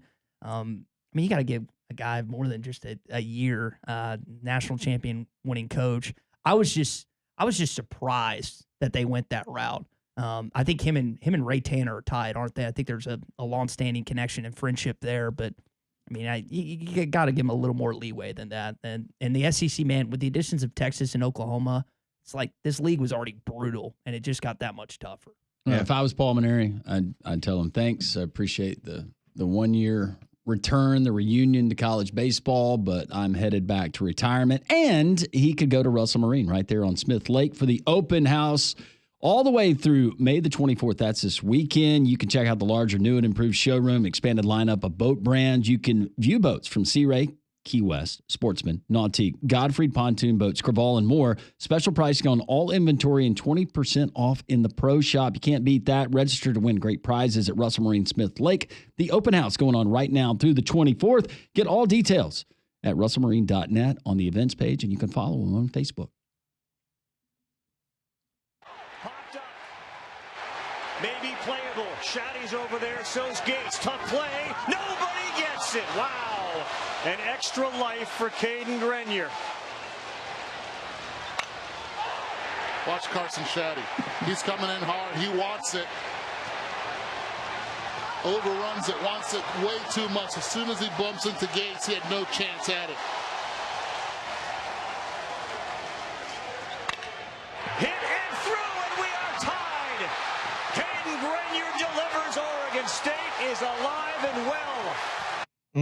That is the sound of the national championship slipping out of the hands of Dave Van Horn and the Hogs. Yeah, a lot of pain. I remember I was in Nashville, Tennessee. Did you cry? I almost did. I went to game one at a bar. Game two, I'm staying at home. I don't want to watch this with anyone. I want to get emotional if I want to. And I stood up on my lazy boy. I'm like, this is it. We're about to win.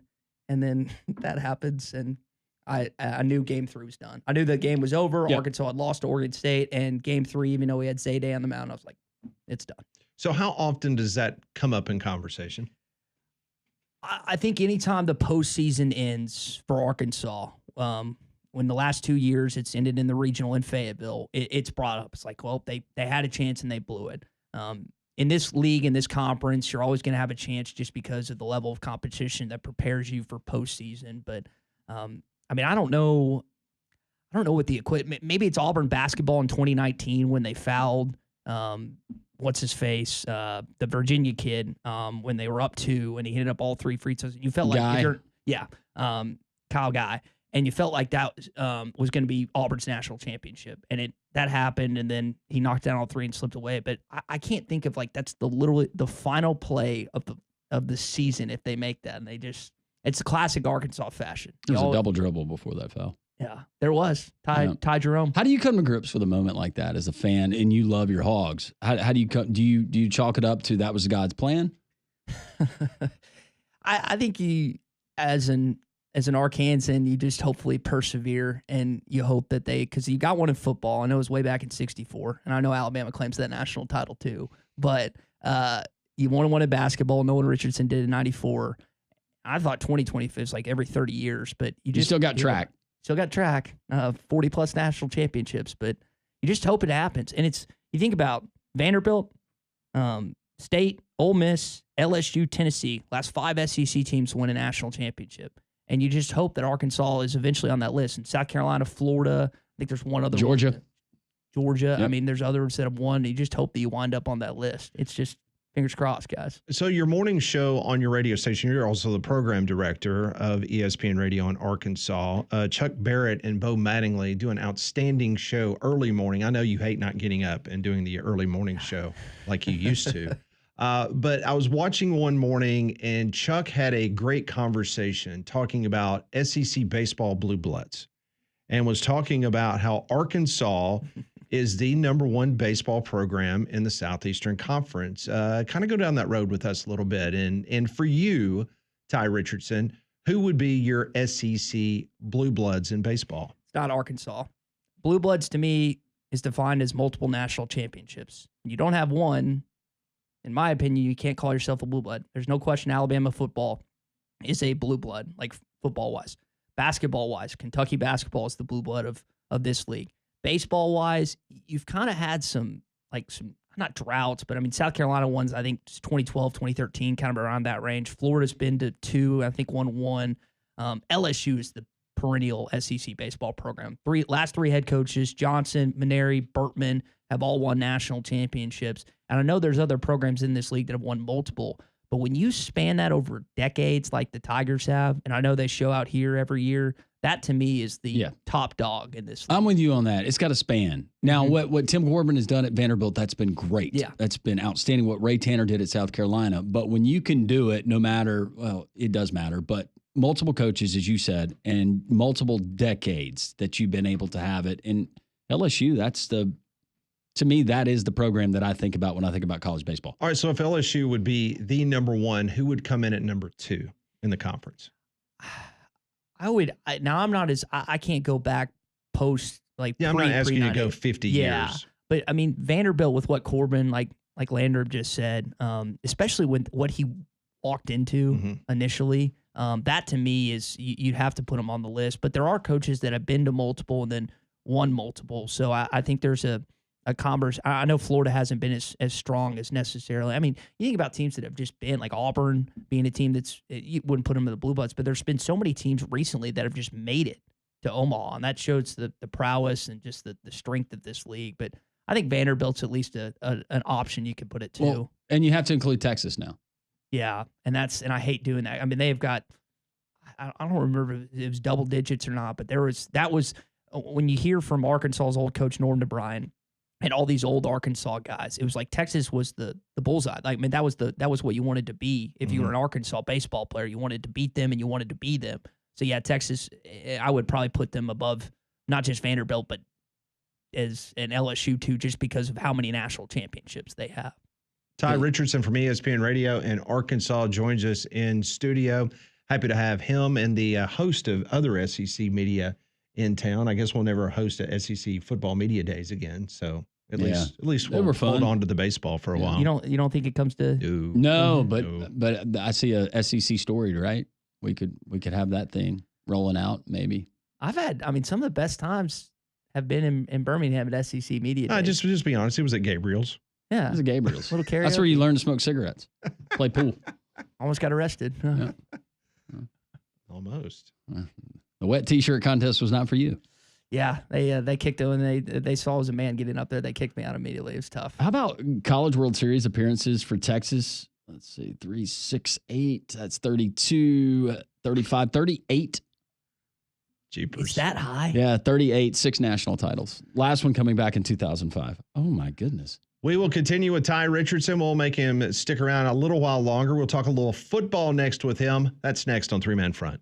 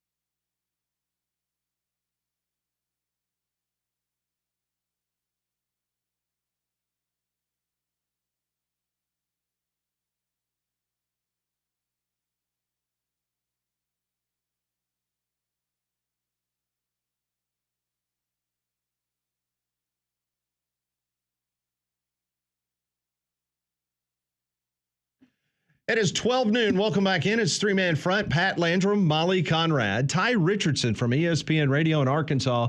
He's joining us in studio. And Landrum, the shellacking continues there at the Hoover Met. Yeah, this SEC tournament update, Pat, is being brought to you by Phil Sandoval's Mexican restaurant there in Hoover. Grab some great grub there and enjoy all the SEC baseball tournament action right now as they play in the bottom of the seventh inning. 1 out. It is not looking good if you're a Mississippi State fan. Maybe you're ready to move on to the tournament. But 9-0 Texas A&M. They jumped out early, a grand slam a part of that, but 9-0 as the Fighting Texas Aggies lead there in the bottom of the seventh. So Alabama's going to take on Tennessee in the next game. Bama was victorious yesterday over Missouri 4-1. Tennessee, meanwhile, they come in as the 8th seed. They'll be hosting the 9 seed Alabama coming up in just a couple of moments. And for all those weather fans, those people that like to dog Hoover every single year because of the weather, last night's weather delay, first one since 2022. I'm happy because you spaced the games out, and the fact that tomorrow is just going to be an earlier because there was just the 2 games scheduled. It's going to work out. And like you said, I don't think there's any inclement weather the rest of the way. So I'm just happy. It looks like it's going to go according to schedule. Do not get used to. I know typically when you've been used to coming to Birmingham, it's been for SEC football media days, and it's been in July. Mm-hmm. But typically that kind of heat that you feel in July, we typically already have it. But the next 2 days here with no humidity and beautiful, I mean, this is Chamber of Commerce stuff right here. It was windy in the press box area doing the show today. It was supposed to be a What's Your Beef Wednesday today. I told my co-host, I was like, I have nothing to complain about. Somebody will complain, though, about the weather. It doesn't feel like SEC baseball tournament weather. Yeah, we need to be in a dome. It needs to be hot. I want an IV. No, we would need to be in a dome. Before we start talking to Tye about what's going on with Arkansas football and Coach Cal basketball, the NFL owners this morning, they voted 22-10 to turn down the premise of banning the tush push. So it is alive and well. The Eagles posted 26 minutes of tush push plays on their YouTube video account this morning. They also sent out on Twitter, push on, with a graphic of Jalen Hurts lining up against the Green Bay Packers. The Packers were the team that had proposed the tush push. So some interesting times that we live in. Where are you on the tush push? Are you against it? You for it?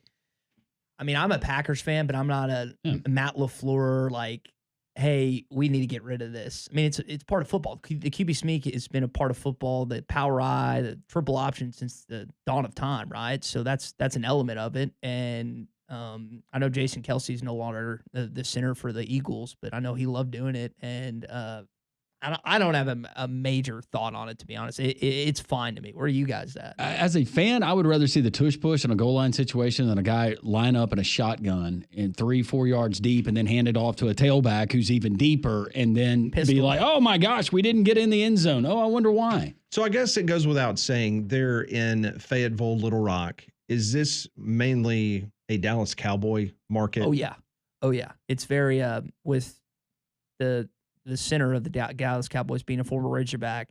You think about Aikman and Smith, Jerry and Jones playing for Arkansas. Yeah, it is very. I would say Dallas. I'll tell you what though, guys, and it's probably that way here too. Kansas City has gained a lot, and it's a lot of bandwagoners. Patrick Mahomes he's like Steph Curry. You just love to watch him play, whether you like the Chiefs or not. But they have gained ground and are the second most predominant NFL team. What about the Broncos now that the Waltons have Bentonville Broncos? They're still Broncos fans in the state. You had Elway and Peyton Hillis. Peyton Hillis. You had the smiling assassin Steve Atwater, who played at Arkansas, but it's still not I wouldn't say it's gotten up to the Chiefs or anything. But the most important question I'm going to ask you all morning long. Oh gosh. Is the people in Fayetteville, are they Memphis Showboats or Birmingham Stallions fans? Mm-hmm. Probably Birmingham Stallions, since I'm on a Birmingham radio station. There you go. Good answer. Well, people in Memphis don't know they have a team. Y'all, there seems to be like some. I know you, and it's Skip Holtz is the coach, right? That's correct. I know I've listened to him on y'all's show before. So there seem. I mean, listen, this is a football market. Like when you look at, I know you know this more than I do, but like television ratings, college football games, like Birmingham's always in the top 10, top 5. So when they have a chance to watch more football, even in the spring, they're going to watch it. And it's Memphis is a basketball town, so it's not going to be as popular. Yeah, Memphis. They watch it. It's just, where do they watch it? Do they watch it inside a protective stadium? Do they watch it for the comfort of their their home, their phone, wherever. That has become a point of contention with some outside of the Birmingham market that have podcasts that want to take shots. Yeah, very much so. All right, so let me ask you this. Southeastern Conference football, we're going to get together in Atlanta coming up in a couple of months, and the win totals are out for all 134 teams. And the Arkansas Razorbacks right now, if I wanted to place a wager in Vegas, the win total for the Hogs is 4.5. You taking the over or the under? If you said 5.5, I'd probably still take the over, but 4.5, absolutely. They've got, here's the thing. They got to play a team in Arkansas State, which would be like, I don't know if UAB is a better program, I think, than Arkansas State. But imagine Alabama or Auburn not playing an in-state school that's wanted to play them for 100 years. That's Arkansas State. Right. They got to go to Memphis, which is one of the best Group of 5 programs in the country the last decade or so. They've got to play Notre Dame, the defending national runner-up, who beat an SEC team to get there. So you know they're for real. I know they lost a lot, but their schedule's awful. Now, they avoid Georgia. They avoid Alabama, which Arkansas fans are happy about that. But their road games, guys, are Baton Rouge, Knoxville, Oxford, and Austin. Ooh. Yeah, it's really tough to find 5 wins. Mm-hmm. Now, Auburn comes to town. We'll see what Hugh Freeze has this year, Jackson Arnold. They've got Mississippi State. I'm going to chalk that up as a win. It's going to be hovering. I would still say they go over that 4.5, but it's... So if it was 5.5, would you go the under? I would still say they're going to get to 6 wins. Okay. Because here's an upset pick. If you want to win some money later this fall, they're going to go to Austin, Texas, and win that game. They're going to beat Arch Manning. Here's why. Just listen. I know that sounds outlandish. The Tye Richardson, Brett Norsworthy, I ain't scared, bold prediction. Did you Uber here or We did are you drive? marking that one down. I drove. I promise. Brett, sure. Stat says hi, by the way. I told him that I was playing golf with you guys today. But the sole reason Arkansas is going to win that game, Texas doesn't care about Arkansas. Texas plays Georgia the week before and A&M the week after. Oh, it so is trap game. Perfectly sandwiched. That game's at home. That's the quietest 100,000 seat stadium in college football, and they will lose that game. I love it. What was the sandwich Tye. game that Yes. Texas had last year? Was it Vanderbilt? Was that the sandwich where they had to go to Nashville and they escaped with That was close. Didn't Kentucky play him close? Kentucky last year? had them there for well, they played them close. Mississippi State even They put some points on them. Yeah, it was Mississippi State. Yeah, it was early Yeah. third quarter, and because matter of fact, wasn't that the game that they like Manning was given an opportunity and was not performing very well. But yeah, Mississippi State early second half was giving them a fit. My whole reservation, and not necessarily in that game about Texas, is last year you had your best team since whenever, Texas fans, and you still couldn't beat Georgia. And Georgia fans will tell you that certainly wasn't their best team that they've had in recent memory. And you couldn't beat them at home. You look bad. You were more competitive in the second game there in Atlanta. But All right, since we're talking about the league itself, and I'm just sitting here looking down the list of what Vegas thinks is going to happen this upcoming year, are you buying the South Carolina? Because I got a feeling that when we get to Atlanta, that is going to be the pick that a lot of people are going to put up there, like, oh yeah, based on the way they finished in 2024. Watch out for them this year. Tell you, Lenora Sellers is a dude. Like, he can play. They lost Rocket Sanders, who's former Arkansas running back, and they lost some other pieces. But the whole thing with Beamer since he got there is like they haven't had an offensive line. If you can't block in this league, you can't win the SEC or get to Atlanta. So I don't know if they finally figured that out this year. I mean, Sellers is going to make plays with his legs, even if there's blitzing DNs or whatever the case may be. But if they figure that out, and they have at least a serviceable defense, then yeah, I'd buy that pick because there's only 5 returning quarterbacks in this league. So you got Sellers, Taylor Green at Arkansas. You guys might have to help me with the other 3, but I just remember seeing that stat, and he's probably the best of the bunch, Lagway. if not. Yeah, now he can play too. Curious to see how Napier utilizes him a little more. the problem I think that Shane Beamer in South Carolina has, guys, this year is, and I've been as guilty. They've either been middle of the road and kind of in that cluster when it comes to SEC voting and how we think they're going to do, or they're in the cellar. Now, when they're projected to be one of those top teams, and they're not going to sneak up on anybody, I think that has an effect. I think Beamer's at his best when nobody's looking.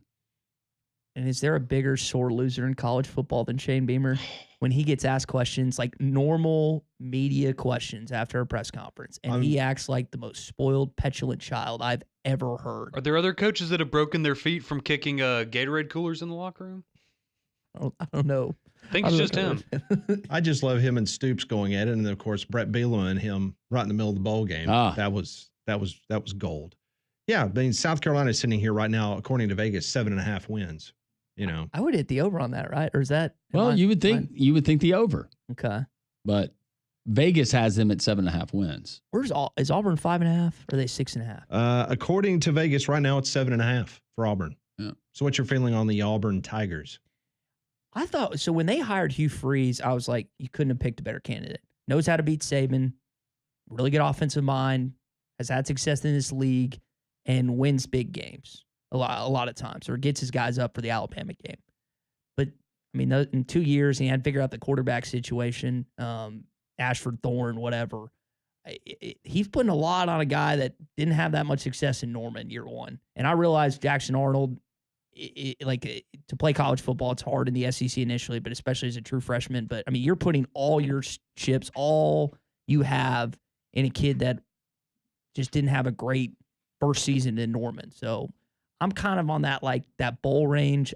You guys know more than I do what that would do for his future here, but I would bet the under on that. Roster he's been challenged by, but I don't give him any excuses. And I've been the most critical of Hugh Freeze when it comes to in-game management.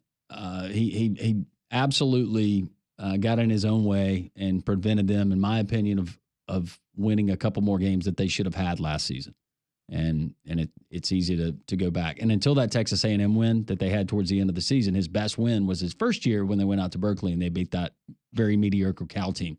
Record-wise, that was his best win against an opponent. And they should have beaten Alabama twice. That's what's crazy about that. It's like you look back at those games and they had both of them. And like the whole narrative of his first 2 years in Auburn are different if he wins those two games. Oh, there's no doubt. Or even one of them.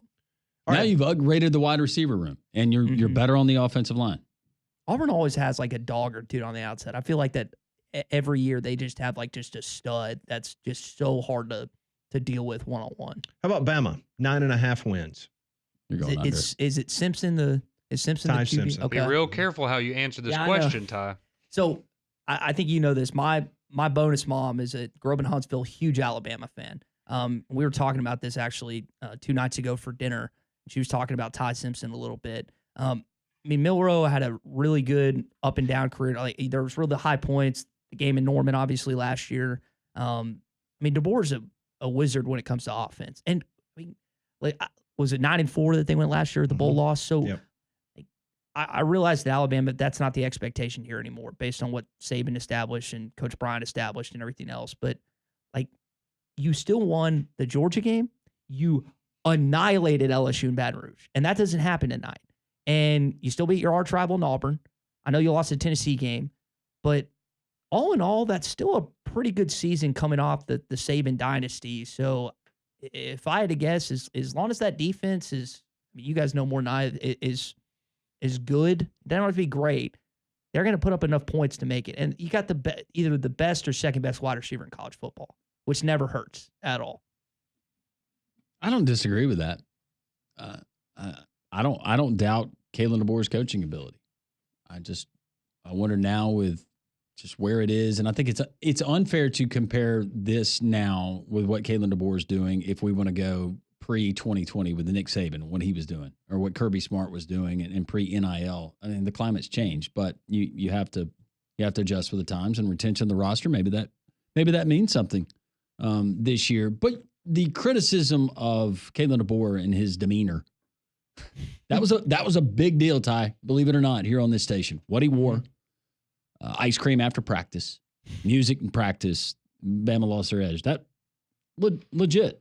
Oh, no, and we had fun with like the ice cream truck at practice and things like that, but legitimately no, seriously, Ty, what he was wearing on the sidelines was a huge topic of conversation and people were very upset. Genuinely. Was he wearing a polo or what was No, that was the thing. He would not wear a polo. He was wearing like the hoodie. Yeah, okay. Compared to the Nick Saban polo look. He was anti-collar. Yeah. Okay. He was anti. I think it's such a difference because I can't remember it might have been that defensive back that got animated, and y'all might have to help me with his name. Malachi Moore. Yeah, Malachi Moore. I'm pretty sure I remember him talking about just the difference in like the word you just used in demeanor between like if you mess up in a Nick Saban practice versus messing up in a Kalen, and it's night and day. And I mean, sometimes that's a good thing when you change coaches. Sometimes that's bad. And I just tend to think he's in a no-win situation. Like I would, and I don't know if the reports out there were true that they were going after other guys before him. I don't know if anyone will let that. That's a Greg Byrne thing. But like to follow the greatest coach in college football history, undoubtedly, no question, in a new era of college football that you just referred to, Landrum. I don't know anyone in the country. You have to be the most savvy, intelligent dog of an individual to want that. And evidently he does, but I sure as heck wouldn't. To something that you said, and Pat and I, we had heard the name Kalen DeBoer well before Nick Saban. This would have been week 3. Yeah. Week 4. Oh, wow. Of the season that Saban retired, that Kalen DeBoer was 1 and 1A. That was so I trust the people that we hear from. Kalen DeBoer was the pick. Okay. Yeah. Was this a Norvell was the backup. okay? I mean, they wanted to kick the tires on Sarkisian, but Sarkisian was able to get a new deal at Texas pretty quick. Was this kind of in place with? I mean, did Saban have? Do you think Nick Saban had a role in this? Okay. No. Matter of fact, I have a very good authority that honestly, I mean, Nick Saban was interviewing DJ Durkin for the defensive coordinator position minutes before he walked in the room and decided he was going to retire. This was a situation that he had talked to his family about, but it literally was a 50-50, considering that he was going to go in there and basically tell the players, this is what we got to do, off-season workouts, this is our schedule, our calendar, blah, blah, blah, blah, blah. And then he goes in there and he, I don't know, just had a epiphany and So he talked to Miss Terry 5 minutes before, and that was that. I think Durkin knew he was going to take the Auburn DC job, and he was like, "Coach, you don't want to do this anymore, do you?" Said, I'm coming to Auburn, Coach. You want to get out of here right now. Conrad, you mentioned Miss Terry. So when I first visited Tuscaloosa and Bryant-Denny Stadium, I guess 2 years ago, I walked to the elevator and I see all these security guards, and I said, "What politician is here at the game?" Sure enough, Miss Terry walks by. And I see Alabama fans, Miss Terry, and she waves at him and stuff. But I'm not kidding. There were 6 to 7, and I had never seen. I've seen coaches' wives around, and they're in Arkansas or other SEC venues. I had never seen an entourage like that. It's something else. Tye Richardson, a few more minutes. Bottom of the hour, we'll talk to Dr. David Redpath on the program about the future of the NCAA. All that next on Three Man Front.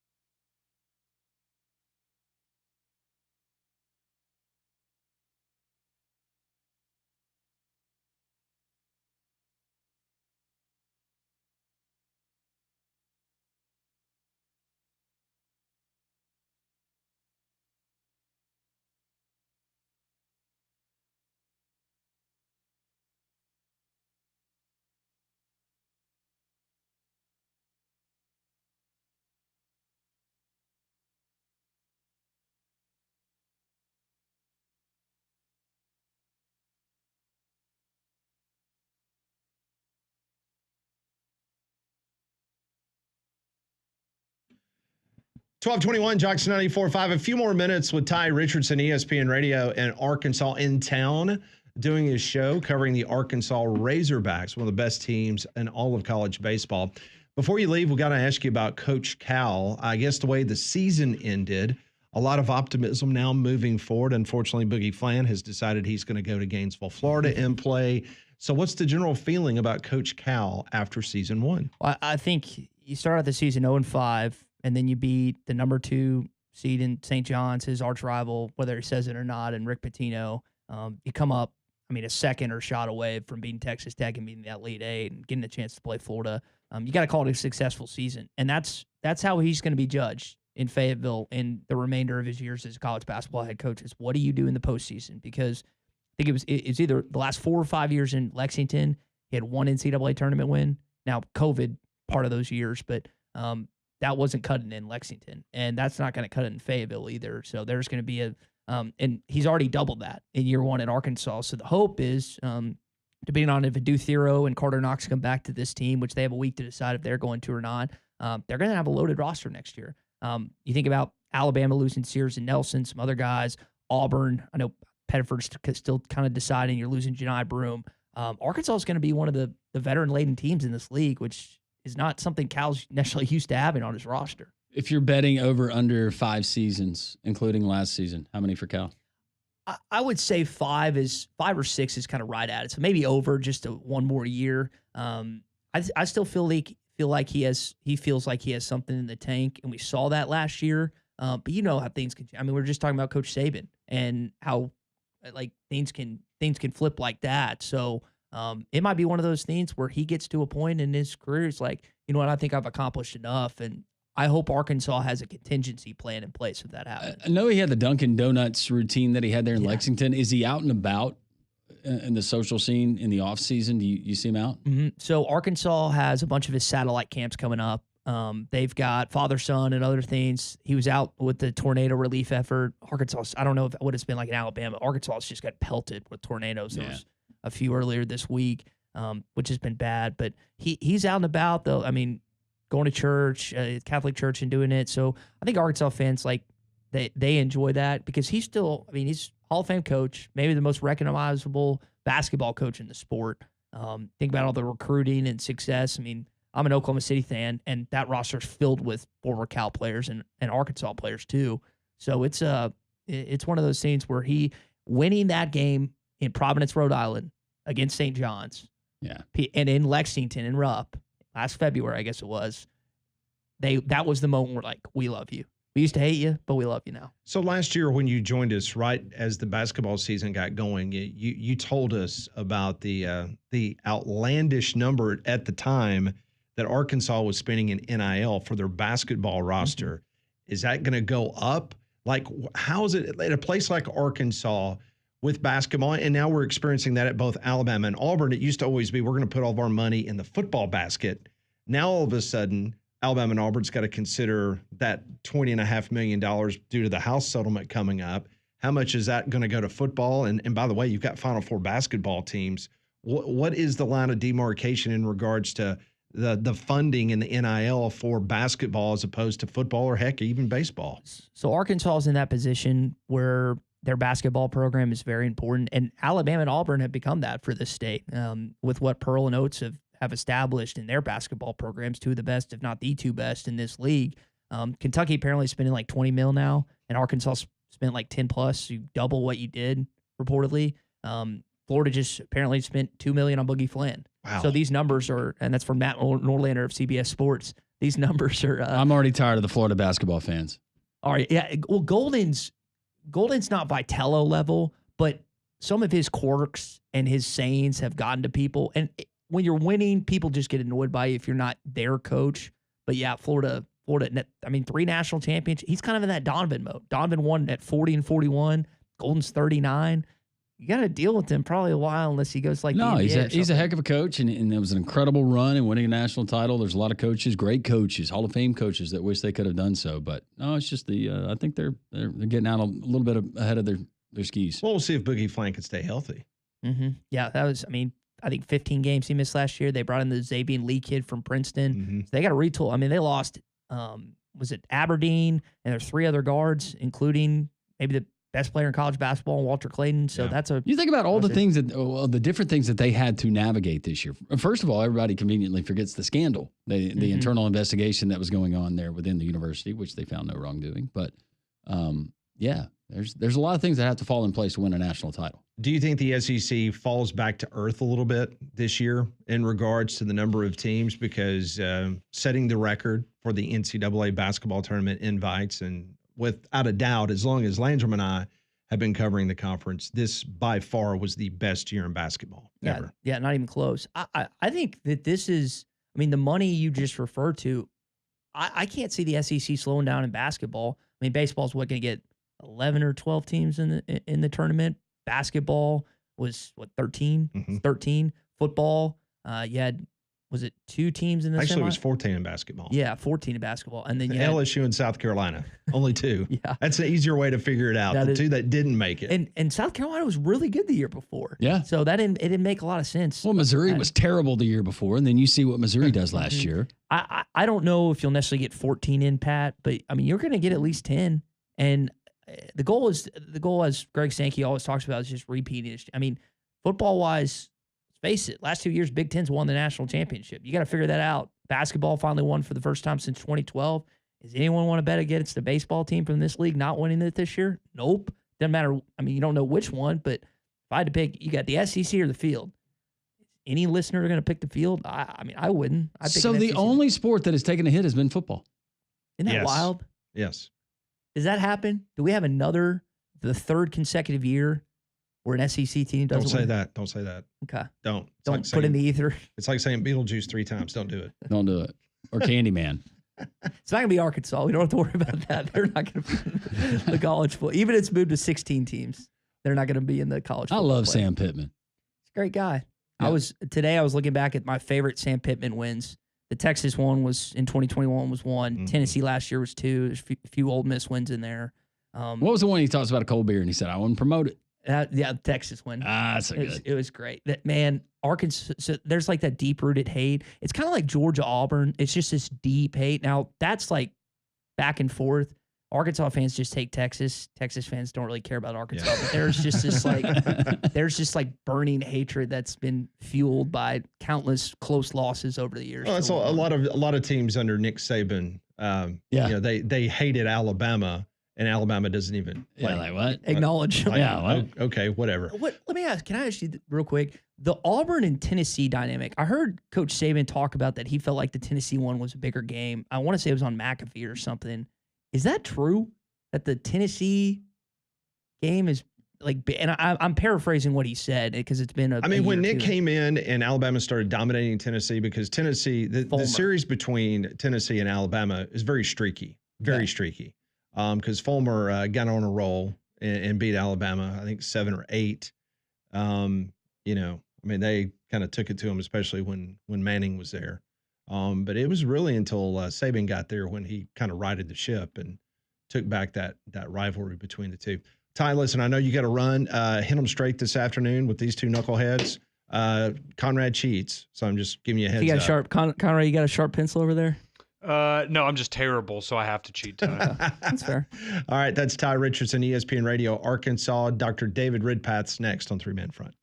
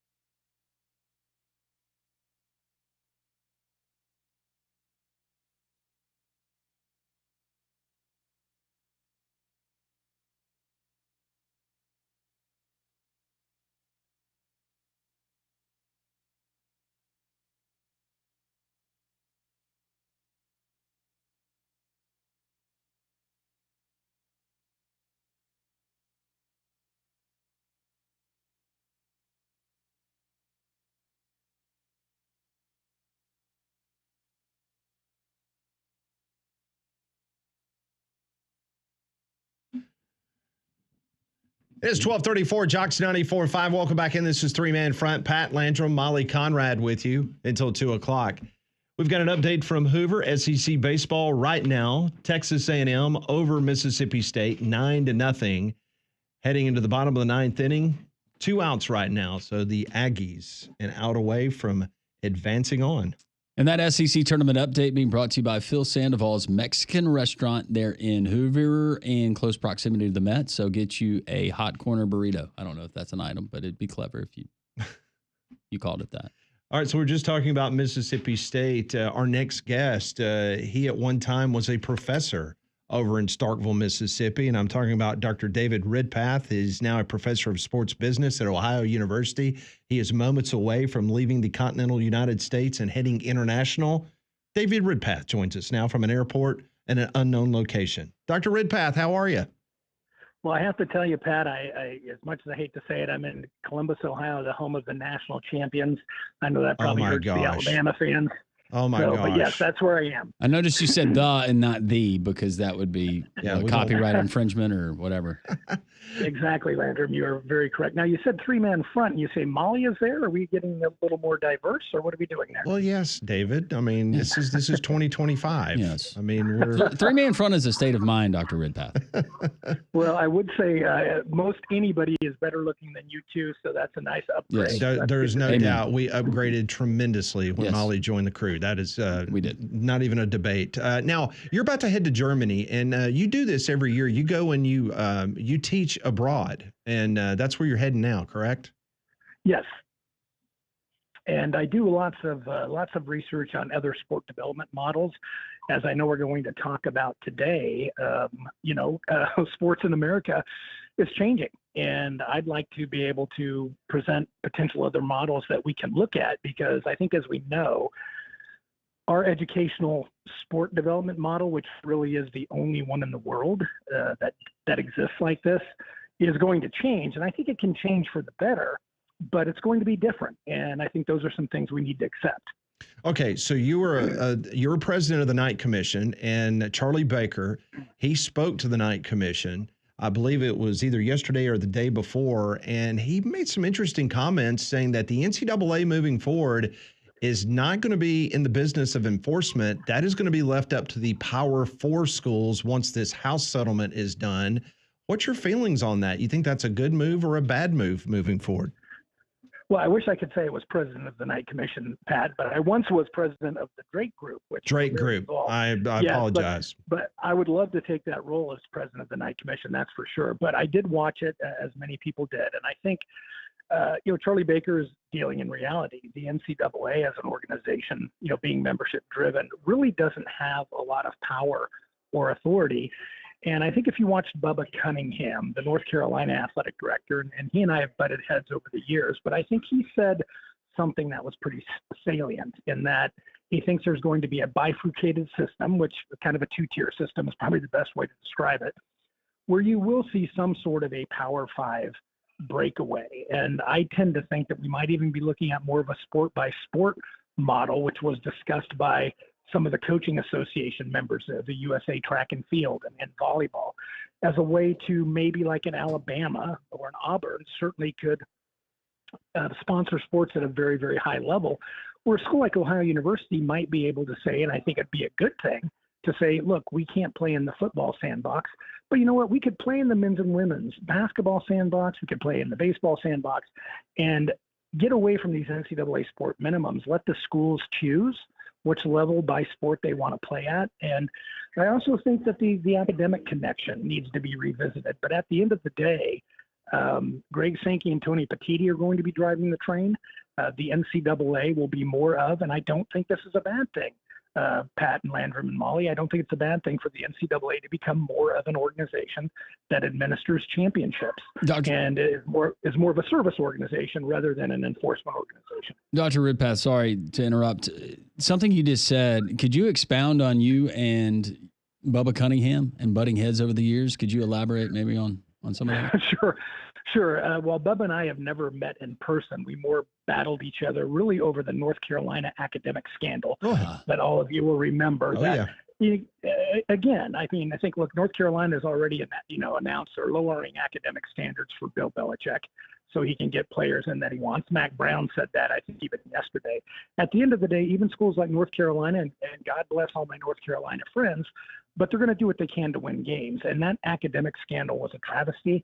How North Carolina was not punished by the NCAA is really one of the major reasons we are where we are now. The NCAA cannot effectively punish people, or they are not going to be consistent in punishments. I don't have to tell people in Alabama that. I went to testify in front of Congress, that Pat will remember, over 20 years ago at the behest of Spencer Backus, the old Alabama congressman from the Birmingham district, to talk about the inconsistencies of how Alabama and Auburn were being punished as opposed to Tennessee and others.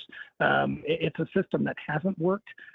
Honestly, our sport development system in America has so many great things, but it's always been a house of cards, and it's really time for us to do something else. But this is what I will say to my great friends on Three Man Front, as I tell Paul Feinbaum and others, it doesn't matter what system we have. Bryant-Denny is going to be full. So let's get a system that works for everybody and make sure that the players are treated fairly. And college sports is going to survive. It's going just to survive in a different way. And will it change some things? Sure. Are we still going to watch? The answer is yes. In regards to where you currently are a professor, and that is Ohio University in Athens, Ohio, what's the general feeling around campus once this House settlement comes to fruition? Like, how is Ohio going to be able to compete at the same level as the university right up the road in Columbus?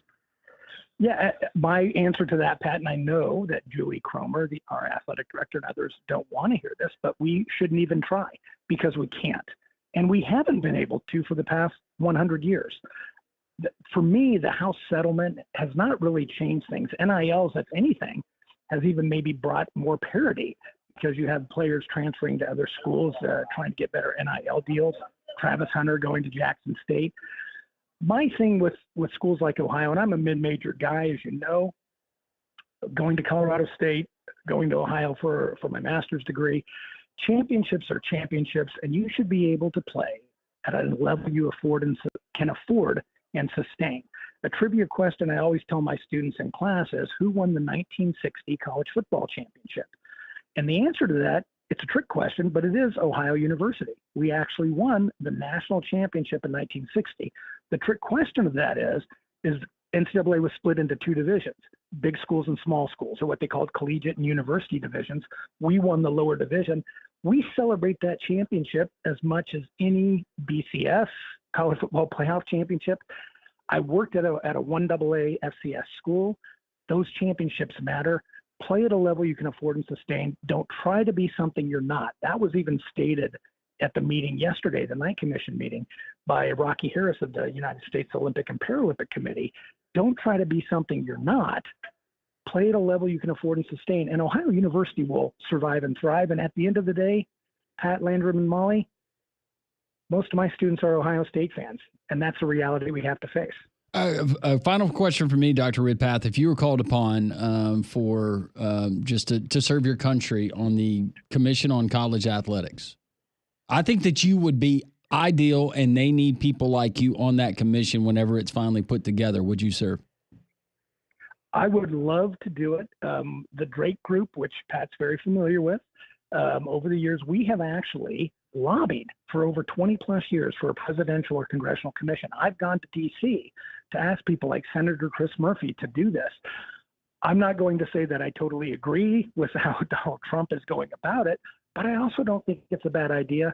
And believe me, I would serve in a heartbeat because we have to talk about not only college football, which is very important. I get that. We have to talk about what Dr. Victoria Jackson at the meeting yesterday said. We have to talk about the whole American sport ecosystem because it's at a fragile point right now. And it is important in America. Let's face it. We love to win. We want to win Olympic medals. We want to win college football championships. We want the best professional leagues. If we still want that to happen, we are going to have to change our system in a more wholesale way. So I would serve in a second. Final question for Dr. David Ridpath, Professor of Sports Business, Ohio University. In regards to relegation, you're heading to Europe, you're heading over to Germany, and I know you're a big soccer fan. Do you see a day that maybe college football looks at relegation in regards to the way their leagues are set up? Pat, I would kiss you, but people would talk. Yes, I hope so, because I would say this: you could easily do this in college sports and every sport. Why not have a promotion relegation system where, let me just throw this out as an idea, where you have to have a minimum $100 million budget, right, to be included in the top level. So if all of a sudden Sacramento State wanted to be in the top level, they have the budget, the stadium size, all those things.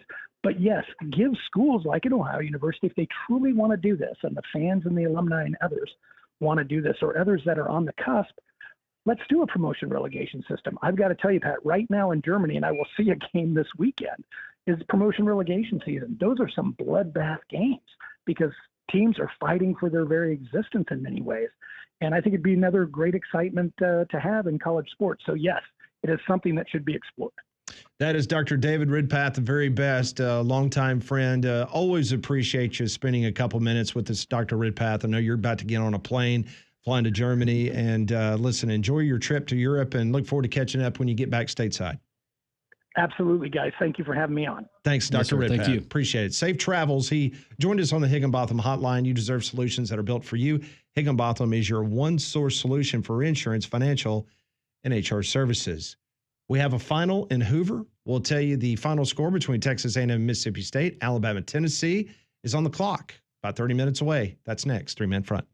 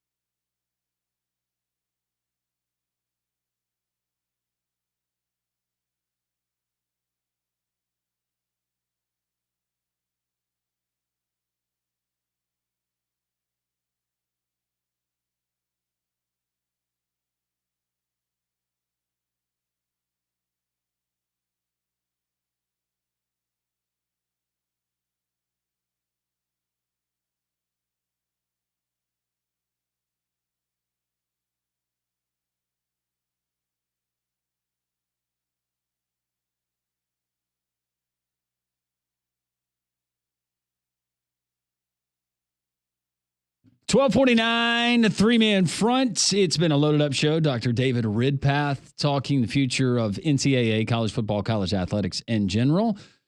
Also, Tye Richardson in studio. Always a fun visit. Brian Edwards in the first hour telling us where the sharp money is going, where his money is going. You can find that at jocksfm.com. And the three-man front podcast update from Hoover. One game in the books. This was a postponed game from last night because of the threat of inclement weather.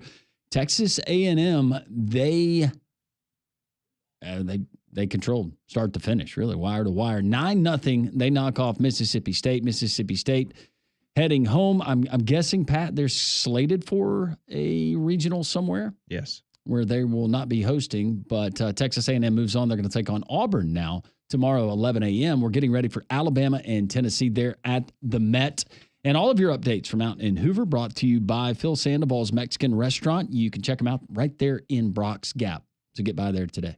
It's always a good time to go by and check out Courtesy GMC in Trussville, right off of I-459 exit 32. Courtesy GMC. They have over 9 acres of inventory for you to choose from. The brand new GMC, whether it's the Yukon XL, Acadias, Terrains, trucks like the light duty Sierra or the midsize Canyon truck, and their pre-owned inventory is the deepest you're going to find anywhere in Central Alabama. Courtesy will not be beat on any deal on a brand new GMC. They're the lowest priced dealer in the state of Alabama. You don't need to go anywhere else. Just drive to Trussville or check them out online at courtesybirmingham.com. You can request a quote. You can schedule a test drive. You can do so much there at courtesybirmingham.com. But go by and see them. Just great folks. Josh Gargis, Drew Lawley, Richard Gullidge, the new vehicle manager, Robert Doremus, the pre-owned vehicle manager, Larry Forte at service, Brian Sivley over in the body shop, Tommy Rowan, he runs the internet side of sales. So go by and see them. It's a family-run business. Go by Courtesy GMC there in Trussville. Speaking of that, we have the text line. It's open, and texts have been zinging in here all show long. We'll get to the text line now, 205-834-9450. And this one rolls in, and Tripp asked way earlier in the show. Tripp, don't know if you're still holding on to this, but important question for Pat. Cards -1.5 plus 160, or the Cards money line -120, or fade your Cards? I took Detroit today, and Molly, what was the update? Detroit was up 1-0. Yeah, I think in the second inning. Yeah, that's too late, I guess. Yeah.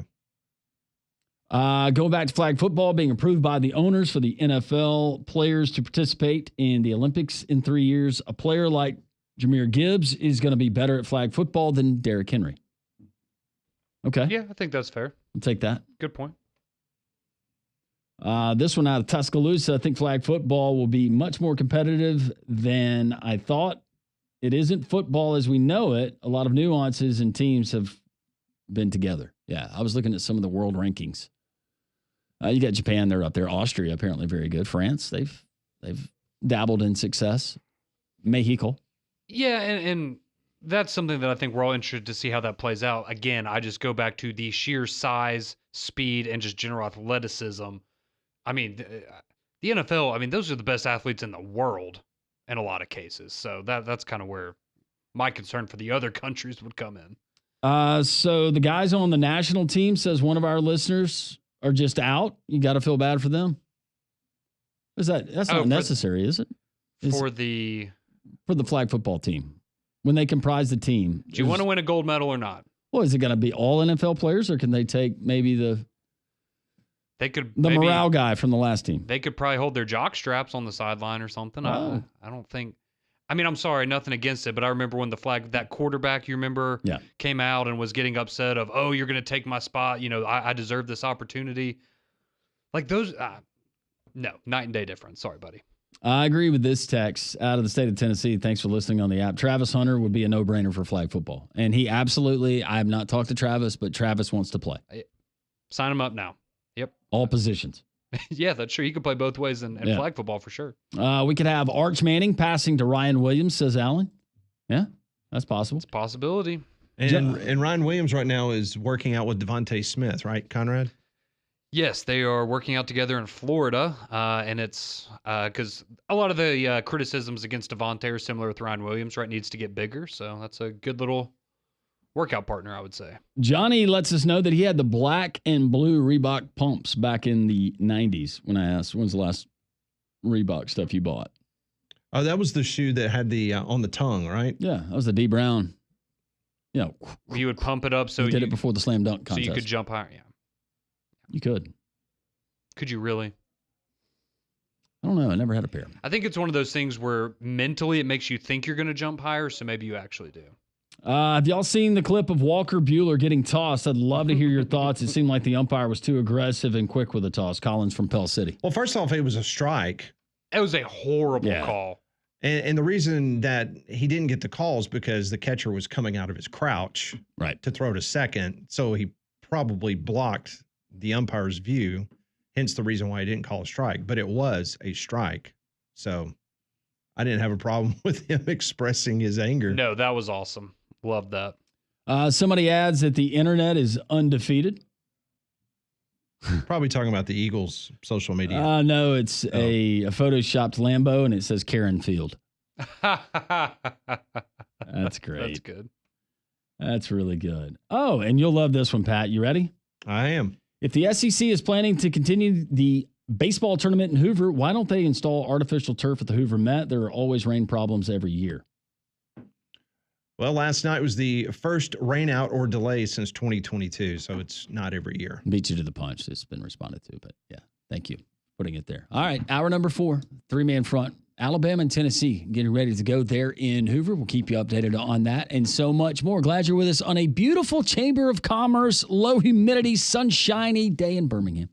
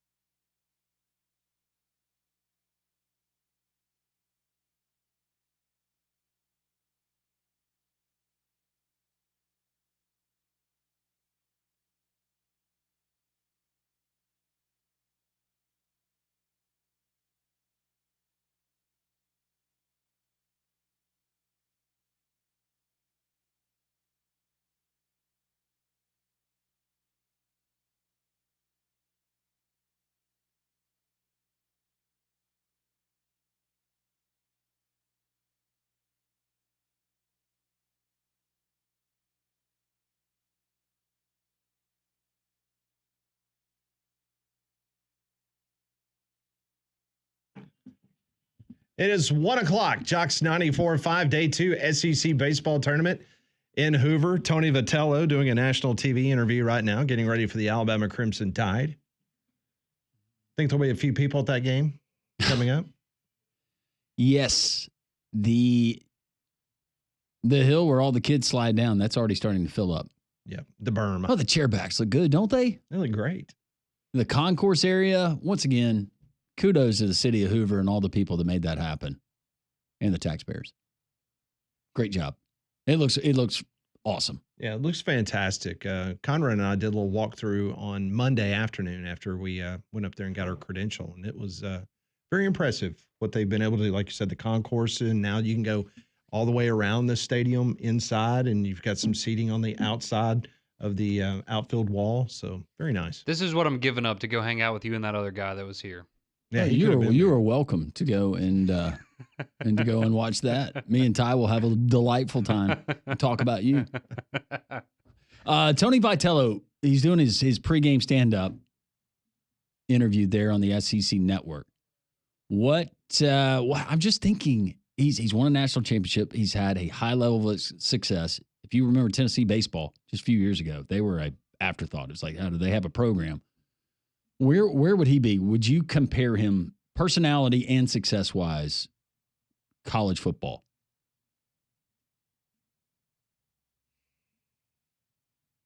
I didn't want to disrespect him, and I wouldn't with that particular individual. But he's very outspoken. He's kind of like a Dana Holgerson, but wins. So you're talking more personality? Yeah. Okay. So I immediately started going to his success on the field, and it's like he won a national championship. Yeah. Would he be like there's not a lot of those like a Jimbo Fisher in the college football world? No, I don't. To me, Jimbo Fisher was not. To me, Jimbo Fisher wasn't a jackass. No, he just didn't meet expectations. Yeah. A lot of times. Now, I mean, he said some jackass-like things when him and Nick Saban got into it. Yeah. You know, that made no sense what Jimbo had to say. But it's like Tye said, if you missed our interview with Tye Richardson from ESPN Radio Arkansas, and your example of Chad Baker-Mazar is like perfect. Like when he is your guy, like you would run through a brick wall for him. No doubt. And you're all about him. But the opposing team, just the things that he does because he knows that he can do them and get under your skin. You know what I mean? I mean, it's like Tye was telling us, you know, the unofficial delay of game tactics that he would do in that game against Arkansas, or little issues of intimidation, you know. But to get under people's skin, you have to win. Well, sure, because if not, you're going to be fired. Well, and nobody pays attention if you're losing games and acting like a jackwad. See, and that's why, and again, I don't think that he's in the same category being like, I guess, is annoying to some people. He hasn't won a national championship yet, but my first thought was Dan Lanning when you talk about like the... That's good. That's good. That's really good. So he just needs the championship. Not quite as controversial, but, you know, going back to the... You know, the infamous Ohio State game and kind of manipulating the rules a little bit in his favor and things like that. And I think for Vitello, too, part of it is, you know, again, you don't have to like it, but I think kids coming up today, that's the kind of coach they want to go play for, right? Because it's more of the, I can show my personality a little bit. You get to have the swagger. You can, because kids want to showboat, right? You want to do the bat flip. You want to wear all the bling. You want to look cool. You want to feel cool. And I get a lot of the old school people don't like that, but that's what the kids want. I got it. I got the equivalent without the national title. Okay. Mike Gundy. That's a good one. That's a good one. That's a good one. Him and Lanning, that's real good. Yep. I loved your Lanning, but that would be the other guy. Maybe he grows out the hair a little bit, get a mullet going. Yes. And then Oh, by the way, I did see there was a little Alabama fan, youngster, had blonde hair, mullet. It was baby Gronk. I hope not. So we're 10 minutes away from Alabama and Tennessee getting underway. We'll keep you posted on that. Camo hats look great today. Is that what they're wearing? Mm-hmm. God bless America. Great hats. Okay. So you remember last year, the infamous CBS Sports coach rankings in college football? These remember? the ones that The one that's Dion wanted people fired for? Oh, yeah. Remember? You had Dillingham and... To be fair, they were way off. Yeah, Dillingham and Sanders were... They were the two bottom. Awful. Yeah.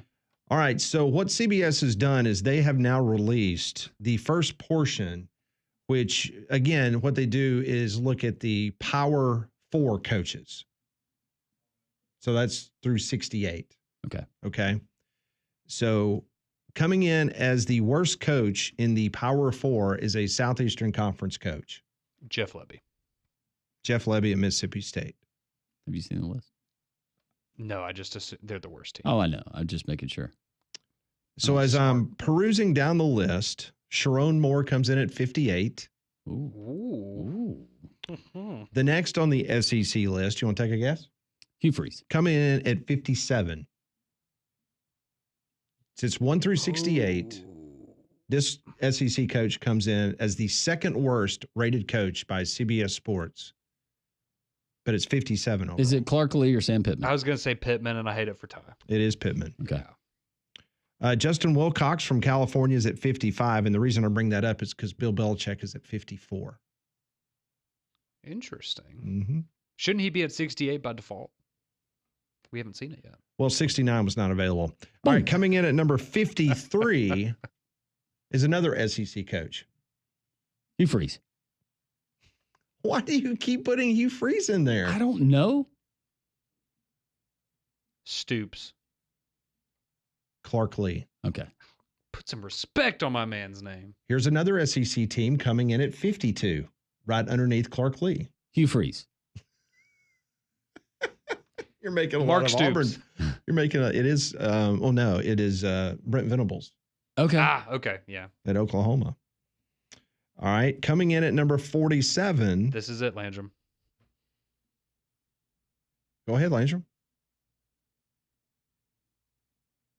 You've said his name 5 times already. No, but he should be Are you high. switching it up now? He should be higher. No, You no, guessed no. him It's like Hugh Freeze. 10. It's Hugh Freeze. Yes. You got it. It's Yes. Hugh Freeze. This is what they wrote. They said Hugh Freeze's place in our rankings was not frozen. In fact, it thawed quite a bit as he fell 14 spots after going 5-7 at Auburn last year. Through 2 seasons, he's only 5-11 in SEC play. And if we go back a final year at Ole Miss, Freeze is 7-17 in the SEC. Cal, Oklahoma, Missouri. Given how quick Auburn has been to pull the trigger before, you wonder what will happen if the Tigers don't make a push in the SEC this season. So he's 47 now. He was 33 last year. Correct. So he's fallen 14 spots. And the reason I said Hugh Freeze is because of last year and not making a bowl game. And I thought that maybe Clark Lee would get a little more bump. Yeah, I thought he would too. At 45 is Billy Napier. Okay. At Florida. We were getting too much credit to Mark Stoops again.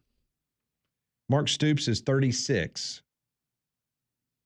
He is just ahead of Pat Narduzzi. Excuse me, he's behind Pat Narduzzi and Sonny Dykes. Deion Sanders this year, 33. He's not going to like that. He moves up 28 spots in this year's poll. So they're telling you that he's Hugh Freeze last year. There you go. 5-7. Here we come, Bubs. Just ahead of Deion Sanders at 32, Matt Rule at Nebraska. Ooh. Well, he did beat him. He was 29 last year. So he gets him bowl eligible and he falls 3 spots? Yeah. It's kind of crazy. Okay. He's a top 30 coach, though. At number 29, Mike Elko, Texas A&M. At 28, Shane Beamer from South Carolina. Now, where was he last year? Did they have that on there? Yeah, Beamer was 46 last I was year. about to say, he made a big jump. Last year, Elko was 32, so he moved up 3 spots. And that is the 26 through 68. They will release their top 25, I suppose, in the next day or two. So that's your rankings from 26 to 68. So you had 1, 2, 3, 4, 5, 6, 7, 8, 9. You had 9. I'm just curious. SEC coaches. I don't think you mentioned him. Is Mike Norvell in any of those? No. Okay. Mm-mm. So he's going to be a top 25 coach. Yeah. Interesting. Well, when we were naming all of our Florida football coaches, I guess he was the highest. Or no, you had somebody else higher than Norvell. I think I had Frost higher than Norvell. Yeah, I think you did. So Sharon Moore fell 6 spots. That's kind of. I thought he honestly would have been bumped up because of the way they ended the year with Ohio State and Alabama beating those two teams, but I guess not. Jeff Levy fell 2 spots. He was 66 last year. What does that say, Conrad, about how they view Alabama now? So Kalen DeBoer will be a top 25 coach. So there you go, Conrad. There you go. I wasn't concerned about that, but thank you, Pat. Good reassurance. Well, I mean, Hugh Freeze is not even a top 46 coach. Yeah, that's right. I would say Kalen DeBoer is about 40 spots ahead of him. Yeah. Seems fair. Goodness. Has he lost to him? No. Do you think Deion Sanders will have anything to say? But shouldn't Clark Lee be ahead of him? I guess I can't argue it. And so should Venables, right? And Sharon Moore. God, Kalen, you're losing to coaches in the 50s, man. What are we doing? I mean, how about that? What are we doing? So Brent Venables beats Alabama, but he's 18 spots worse this year than he was last year. We tried to help him out. We did it the best we could for him. But Clark Lee moved up 10 spots. That is really bad. This is why I hate putting together these rankings myself, but I love to crap on everybody else's. That's my takeaway, though. So Alabama lost to 3 head coaches that are ranked in the 50s last year. Please, God, tell me Josh Heupel's going to be number 1 on their list so I can, take some sort of He'll be a top consolation. 25 coach. He will be. Kalani Sitake was 26. PJ Fleck was 27. Row the boat. Mm-hmm. Brent Key, Hewitt Trustful. I bet he jumped up a lot from last year. He did. He went up 24 spots. Wow. He was 54 last year. He is 30 this year. Have you said Mario yet? Nope. Okay. He'll be a top 25 coach. Who do we anticipate will be number 1? Ryan Day? It's got to be Kirby, right? They're not going to do that. You don't think so? You think they're going to do that? I think Kirby will be 1. Oh. You were so quick to pull that trigger, my friend. You really don't think they'll have Kirby as the number 1 coach? Look, it wouldn't shock me if they do, but it wouldn't shock me if they don't. I'm with Pat. I could see Ryan Day getting the nod this year. No, I think they hold the Michigan thing against him, but I guess we'll find out. Now, if Ryan Day wins another one this year, I think you're going to start seeing that a lot of places, yeah. So, Molly, you were busy doing some production, but in these new rankings, Matt Rule, he fell 3 spots from the 29th best coach in college football to 32. Fell 3? But he's still in the top 35. And he's Okay, I'll take it. He's now only 1 ahead of Deion Sanders is right behind him. Release the balloons. I'll take it. I'm just surprised he fell 3. I mean, he took us to a bowl game for the first time in 9 years. Well, that's kind of what I said to them. I'm a little bit shocked that he dropped 3 spots because he took Nebraska to a bowl game. Mm-hmm. Bit odd. It says Rules Nebraska was able to cross a bowl game off the to-do list last year, but he still fell 3 spots in our rankings. After all, there's a difference between a 6-6 bowl eligible and 8-4, so you'll have to forgive some of our voters if they weren't overly impressive with Rules' sophomore season in Lincoln. Bunch of haters. Yeah, Indiana game, that got ugly. It did. Should have won the Illinois game. Heck, they Should've. played Ohio State really well, too. Yeah. Yeah, Sure did. next year. Next year. Is that the year? Yeah. Next year's Or when they pass the rule that they're going to play 5 quarters. Who stops saying next year first? Auburn fans or Nebraska fans? Dang, Conrad. Impossible. How do you know Auburn fans are saying next year? Well, that's true. They're saying this year now. Yeah. This year. That's right. Landrum thought Hugh Freeze was number 57 on the list. I was guessing.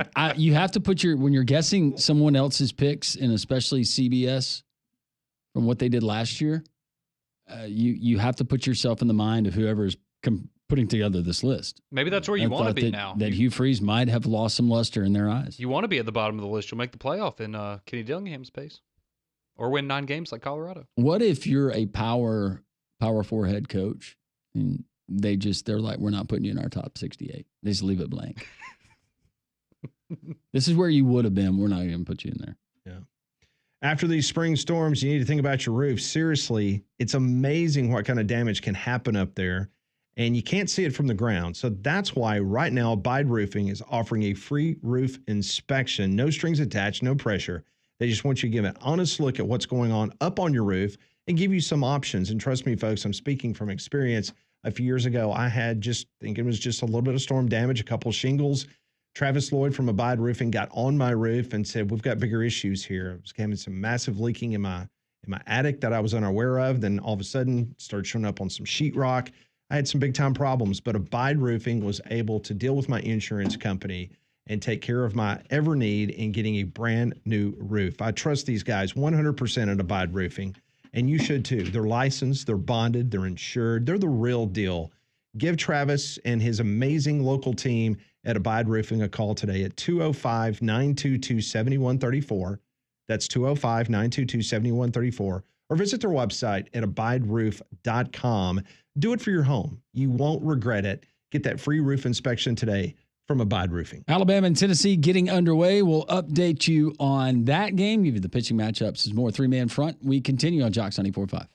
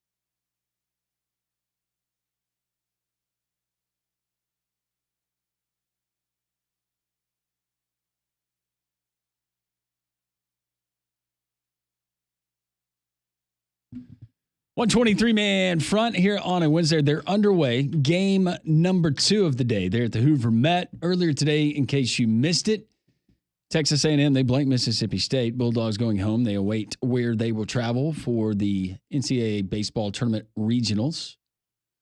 A&M will advance. They'll take on Auburn tomorrow, a game that was supposed to take place tonight because of inclement weather and the postponement of the game that I just mentioned. Auburn and Texas A&M first pitch at the Met tomorrow morning at 11 a.m. This SEC tournament update brought to you by Phil Sandoval's Mexican restaurant there in Hoover, Brock's Gap to be exact. They are underway. They head to the bottom of the first inning. Alabama goes 3 up, 3 down. On the bump for the Tennessee Vols, one Marcus Phillips. Conrad, not that you see a bunch of guys that are slouches out there, but he's 6'4", 230. He can play linebacker. I was about to say, if they need to fill out any spots for Heupel, yeah, they might give him a call. But yeah, we were talking about, I was like, he's just kind of, just looking at him, kind of looks like a Kumar Rocker, kind of just the way his build is. He's a And just unit. like Kumar Rocker, he throws straight gas. Yeah. 99 miles an hour. One of his best outings of the year, he pitched, I think, 4 1/3 innings versus LSU, and Tigers did not get a hit. Alabama has failed to do so. Meanwhile, Alabama's pitcher, Aiden Vinatieri, pitching today for the Tide. So It's like Vinatieri, but Finn. like Vinatieri, but Finn. Yeah, like the kicker. How fun is that? Maybe. Yeah. How about Prize Picks? Prize Picks. We got Major League Baseball day games going on right now, but we got some tonight. Of course, the Braves and the Nationals. You can hear the game right here on Jocks 94.5. But Prize Picks, whether it's professional basketball playoffs, whether it's baseball, don't miss out, because Prize Picks, that's the best place to turn your sports knowledge into cash. Millions of members, and Prize Picks has made daily fantasy sports accessible to all. You pick more or less on at least 2 players for a shot to win up to 2,000 times your cash. Right now, if you download the app, you want to enter promo code WJOX, your first $5 play, win or lose on those player projections, you get $50 instantly. Once again, promo code WJOX. When you download the app, first $5 play, win or lose, $50 instantly back to your account. We're going Major League Baseball today. Garrett Crochet, pitcher. A little SEC love there for the Boston Red Sox as they take on the New York Mets. They're at Fenway. 5.5 strikeouts, more or less, Conrad? I'm going more. I'm going more. He's going to strike out Soto at least 3 times. Yep. And speaking of the Braves, A.J. Smith-Shawver. 5 strikeouts, more or less. I'm going to go more. Yeah, we'll go more. Go more on both of those. We hit on both of those player projections. We're a winner. You can be a winner too. We appreciate our friends at Prize Picks. All right, so as Landrum just mentioned a few moments ago, Alabama-Tennessee now underway. Bottom of the first inning. Tennessee's the 8 seed. Bama is the 9 seed. Tennessee wearing their home whites. Bama wearing the camo hats, but the red jersey, gray pants. And Alabama, a bit of a surprise that Riley Quick did not start this game for Alabama. Saving them for Texas tomorrow, Pat. I guess that's exactly what they potentially could be doing. Impressive. 7,242 people showed up for the first game of the morning. Wow. Between Mississippi State and Texas A&M. We were talking about what a great crowd it looked like. They outdrew Alabama yesterday. They did. Wow. Alabama drew 6,500. So 7,242, according to the official attendance, there in Hoover for the first game of the day. And I guess we would expect that number to probably go up for this one? I would think so. And you can tell some of the outfield seating is filled up very nicely in the right field side. So no score, bottom of the first inning between Alabama and Tennessee. The University of Georgia Athletic Association, their board of directors, they're voting this week on whether to approve a fiscal year 2026 budget approaching $223 million. That's $223 million for a 2026 budget for the University of Georgia Athletic Association. That's an increase of 16% from the previous year. The majority of that increase is directly related to institutional NIL payments that are part of the budget for the first time ever.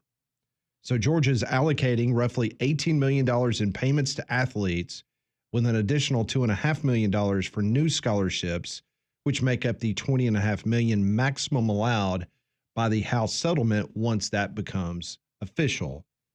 Georgia is also planning for a modest price increase for some concession items, but offered no specifics on how much prices would rise in which items. So they got to find a way to raise some prices, maybe not ticket I was prices. about to say, but not ticket prices. We're talking about concession prices. $223 million athletic department. That's an athletic association budget. You cut down on quality of food and just bump it up a little bit.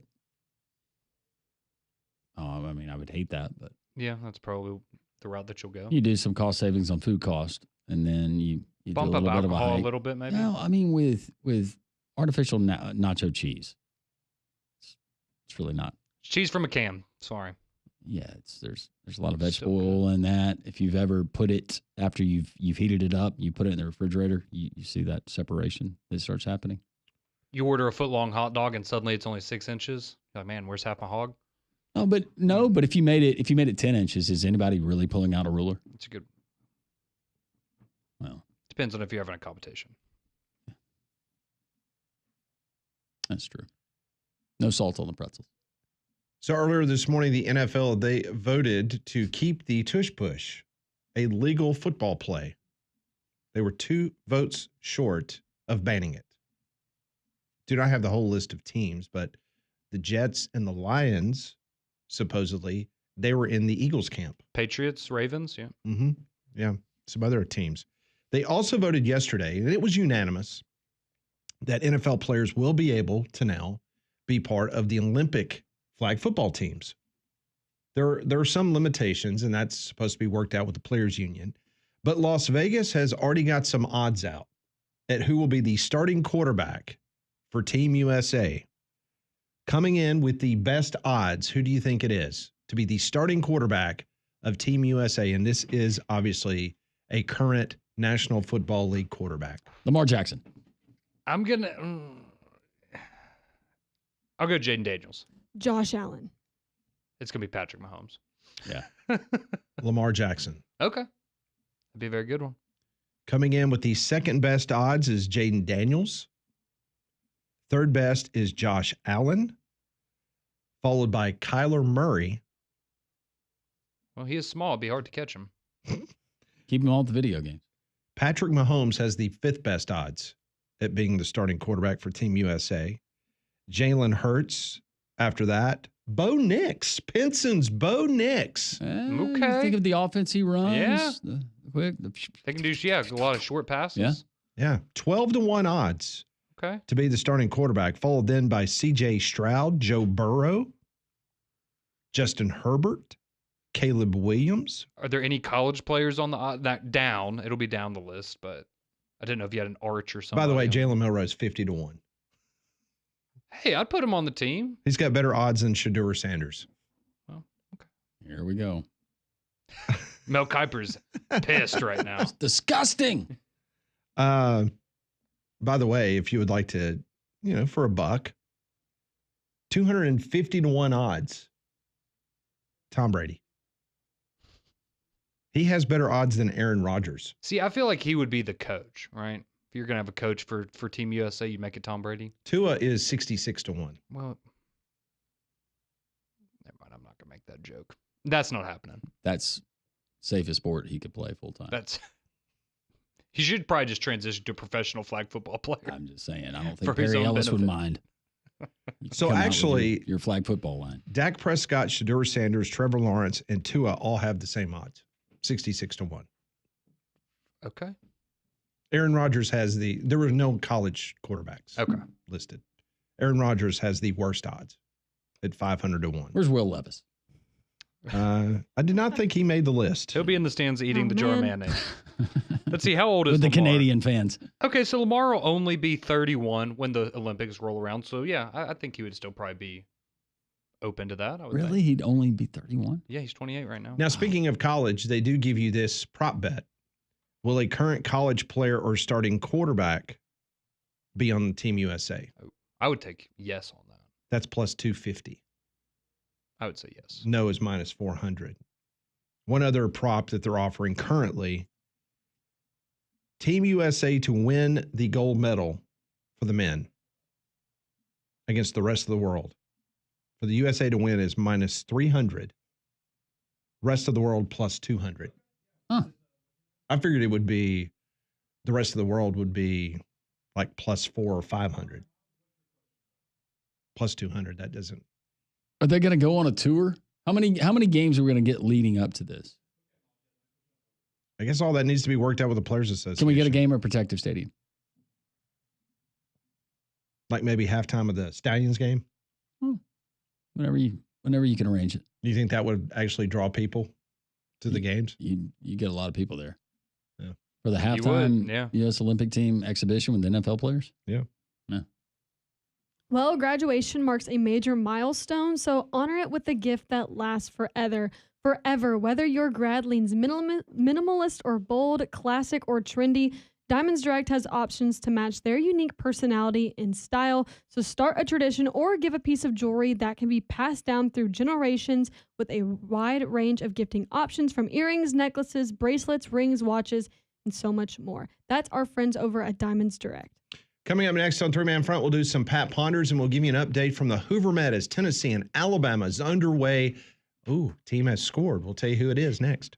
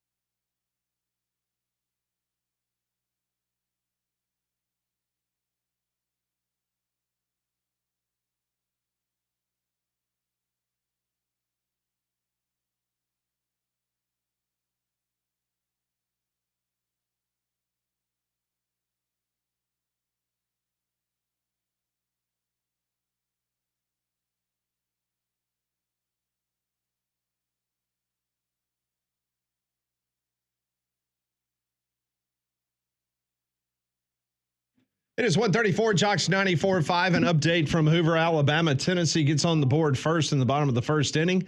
They lead the Alabama Crimson Tide 1-0. Top of the second inning, 1 out. And that SEC tournament update and all of our updates being brought to you by Phil Sandoval's Mexican Restaurant in Hoover. If you're in the area, Brock's Gap to be exact, you're heading out to the game, heading from the game, or you just want some great food, head to Phil Sandoval's Mexican Restaurant. Phone lines are open, 800-239-WJOX. Let's go to Miles in Mississippi. Hey, Miles, how are you? Good afternoon, everyone. And my call is brought to you by Dr. Pepper, because that's what I'm drinking. Hey, welcome. Next up, let me get your thoughts on this, folks. The tush push. I feel so hokey calling it that. Anyway. We were coming up with alternative names that we could call it, but we think that they might be too controversial or people too vulgar. Well, rump bump. Hey, yeah, brotherly shove, isn't it called that? Yeah, okay.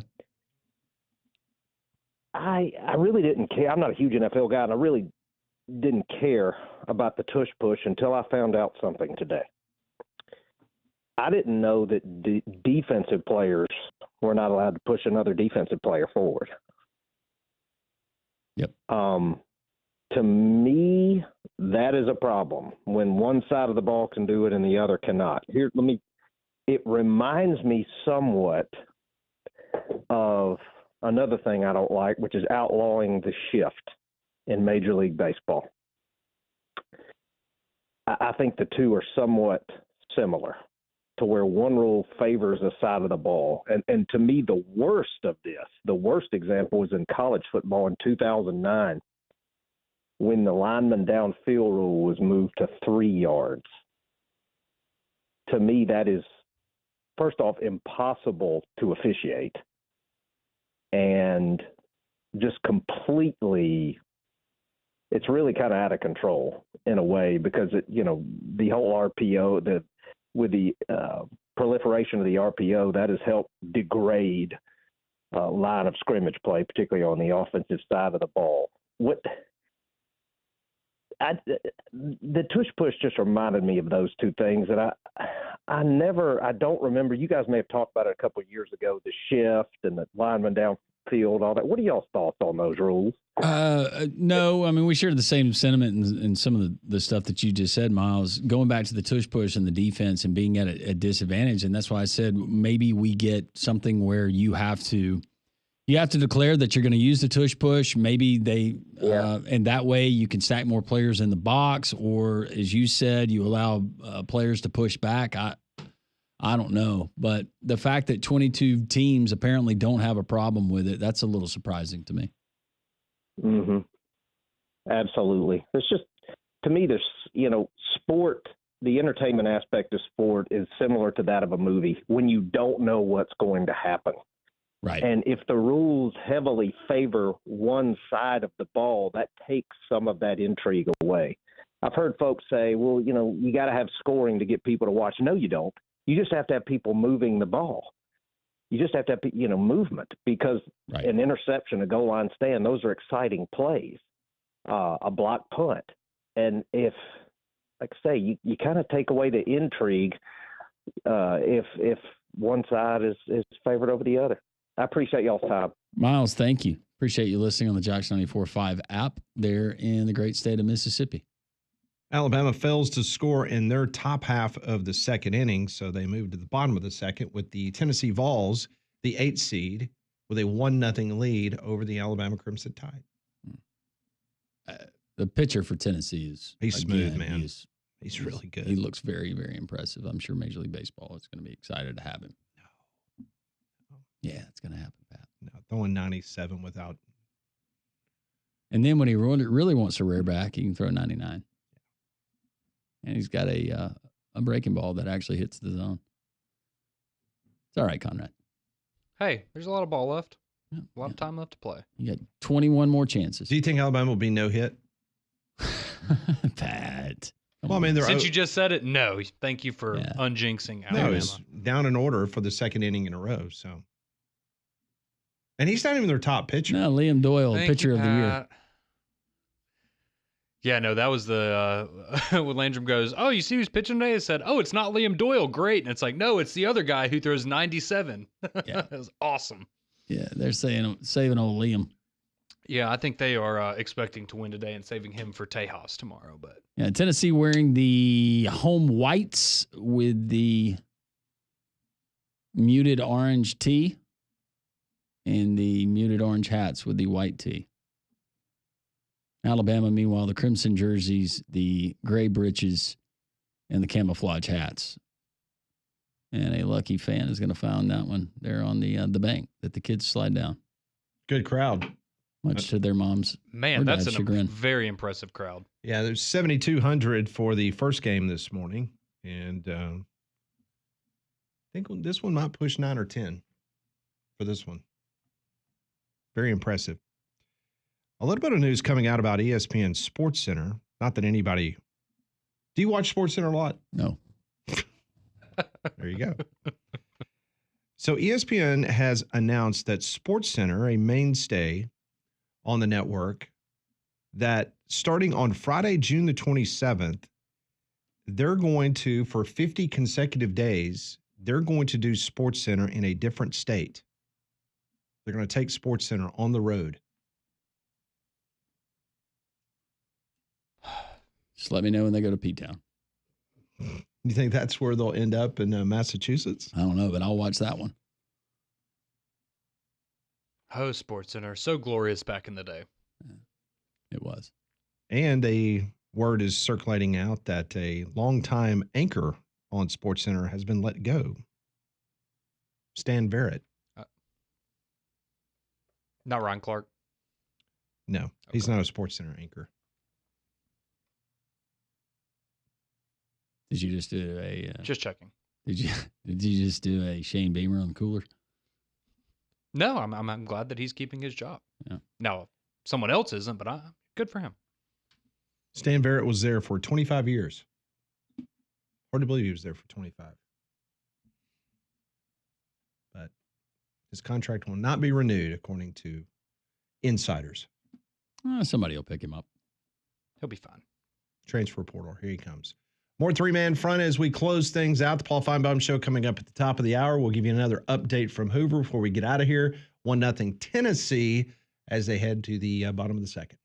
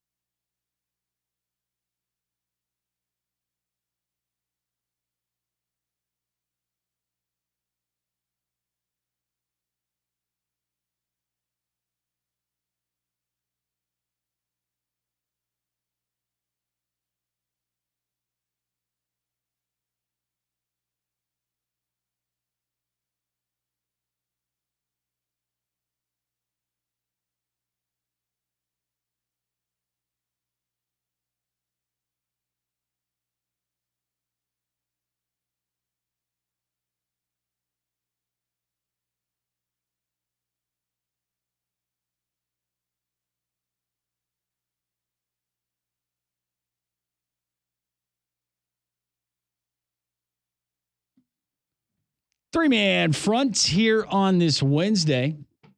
Currently bottom of the second inning. Nobody out. Tennessee with a runner on first and leading 1-0 over the Alabama Crimson Tide. SEC Tournament second round. That SEC Tournament update brought to you by Phil Sandoval's Mexican Restaurant there in Hoover. Pat Kraft's questions we tried to answer. This is what we call Pat Ponders. I want to know what you're thinking. Tell me what's on your mind. It's time for Pat Ponders. Brought to you by Courtesy GMC in Trussville. Visit them online at courtesybirmingham.com. Question number 1. Which of these much debated questions in sports has officially jumped the shark, in your opinion? NIL has ruined college sports. Does Jordan truly love Bill? Or the tush push?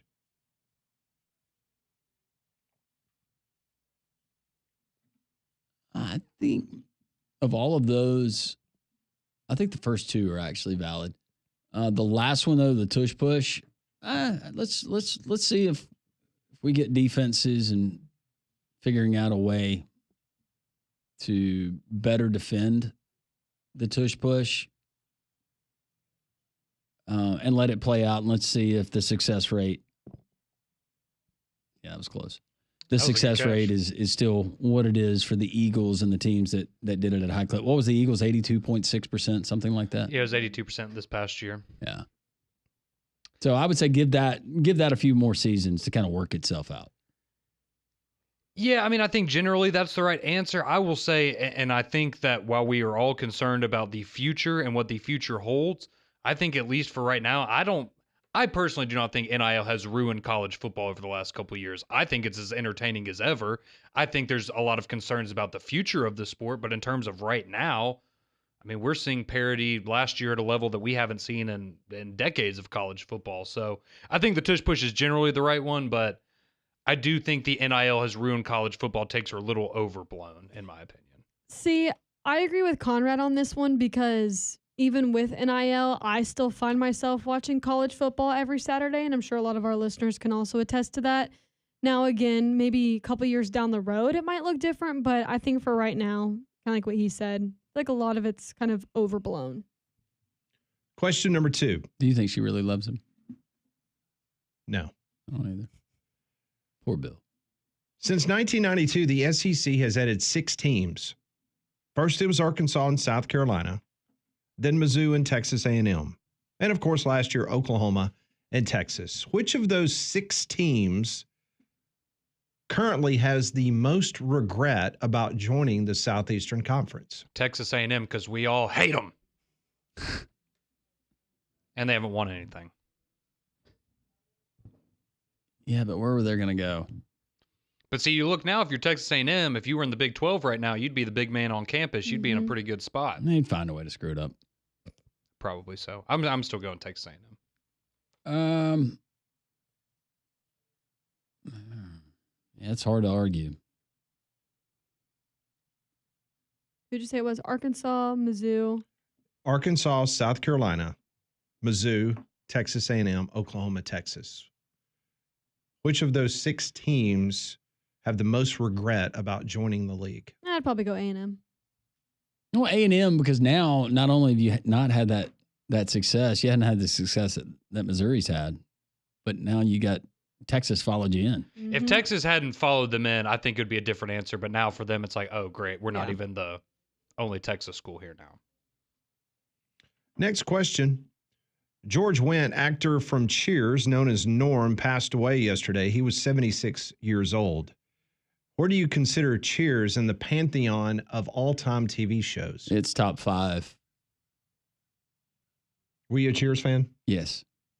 Even as a kid, I enjoyed watching Cheers.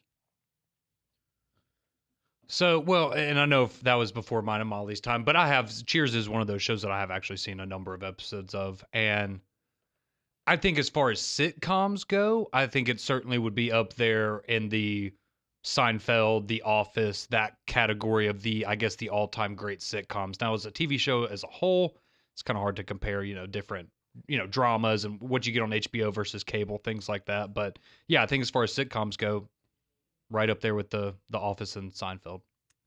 I think I've only seen, like, in my entire life, I've maybe seen 5 episodes of Cheers, and it was well over 10 years ago.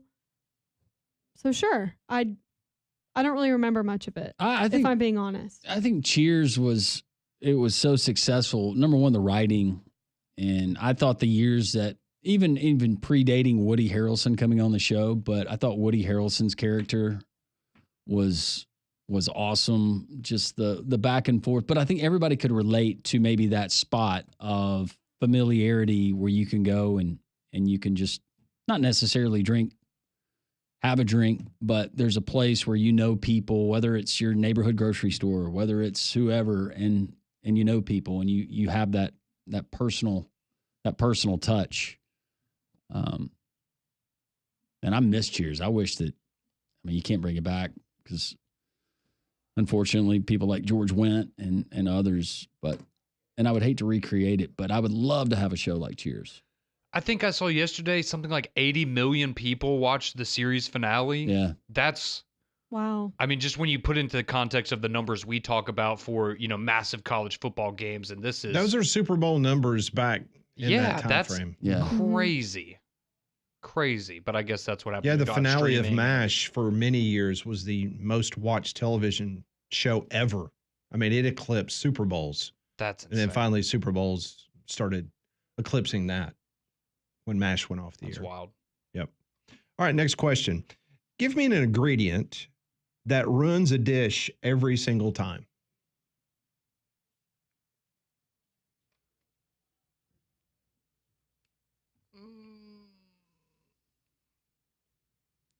I mean, for me, it'd be pickles. Like, if there's pickles on anything. I know Molly's has the same I answer. totally agree with that. Trying to think of something different. To me, it's putting sweet stuff and stuff that's intended in my mind to be savory. Like, if I find a Granny Smith apple or a grape in my chicken salad, That's a good one. you better duck. Mm-hmm. That is a good answer. This is going to be a hot take for a lot of people, probably. I really, really, really do not like mayonnaise. I don't either. If there are a lot of things, like if I were to have a sandwich with mayonnaise on it, can't do it. I really do not like There's a lot of mayonnaise. people like that. I don't like mayo either. I love mayo. Do you like mayonnaise, Pat? No. I was about to say, I Ugh. feel like that's something you would not be a fan of. No. Do not like it. Not at all. I like it. I like it on the sandwich. I don't have to have it on the sandwich. I like it on the sandwich, but I definitely love it added as an added ingredient in a lot of recipes. If you like pimento cheese, mayonnaise is in it. That's my one exception. See, that's when you cross over and it's okay. So is pickles number one for you or mayonnaise? Pickles, that's my least favorite. Yeah, food. pickles- Disgusting. I can't do it. My wife doesn't like pickles. Ugh. See, and my wife loves them, and she will get a big jar of them and pull them out on the couch right next to Oh. me and stare me in the eyes. For me, though, smell. they have to be dill. I don't like the sweet. Don't give me the bread and butter. Don't give me all these jazzed up. If they're sweet, I don't want them. But if it's a good kosher dill pickle, especially with a cheeseburger, come on. That's today's Pat Ponders, brought to you by Courtesy GMC in Trustful. Visit them online at courtesybirmingham.com. Somebody asking BLT, no mayo? You just don't eat BLT, or you just eat it with what? I don't eat Do you like BLTs. mustard? I don't eat those either. No, but it's different than mayonnaise, right? If mustard's on something, I could get through it and be okay. You like ketchup, though? Give or take. You're just not a condiment guy. I like barbecue sauce. I like buffalo sauce. I like, You like ranch? hot honey. No, I do not like ranch. I don't like ranch or mustard either. I'm more of a dipping sauce kind of guy than a condiment guy. Well, that'll do it for this episode of Taste of the Town. Next week, disguising ingredients in casseroles that you grew up on. That is going to do it for us. We appreciate all of our guests today. Brian Edwards, Tye Richardson in studio. What a treat. Now we get to go play golf with him, Conrad. And We're so lucky. Dr. David Ridpath, all of that found at jocksfm.com and the 3-Man Front podcast. 2-0 Tennessee, leading Alabama as they play in the bottom of the second. Tennessee still batting. We appreciate Phil Sandoval's for sponsoring all those Mexican updates. Mexican restaurant there in Hoover. The SEC baseball tournament. Paul's next.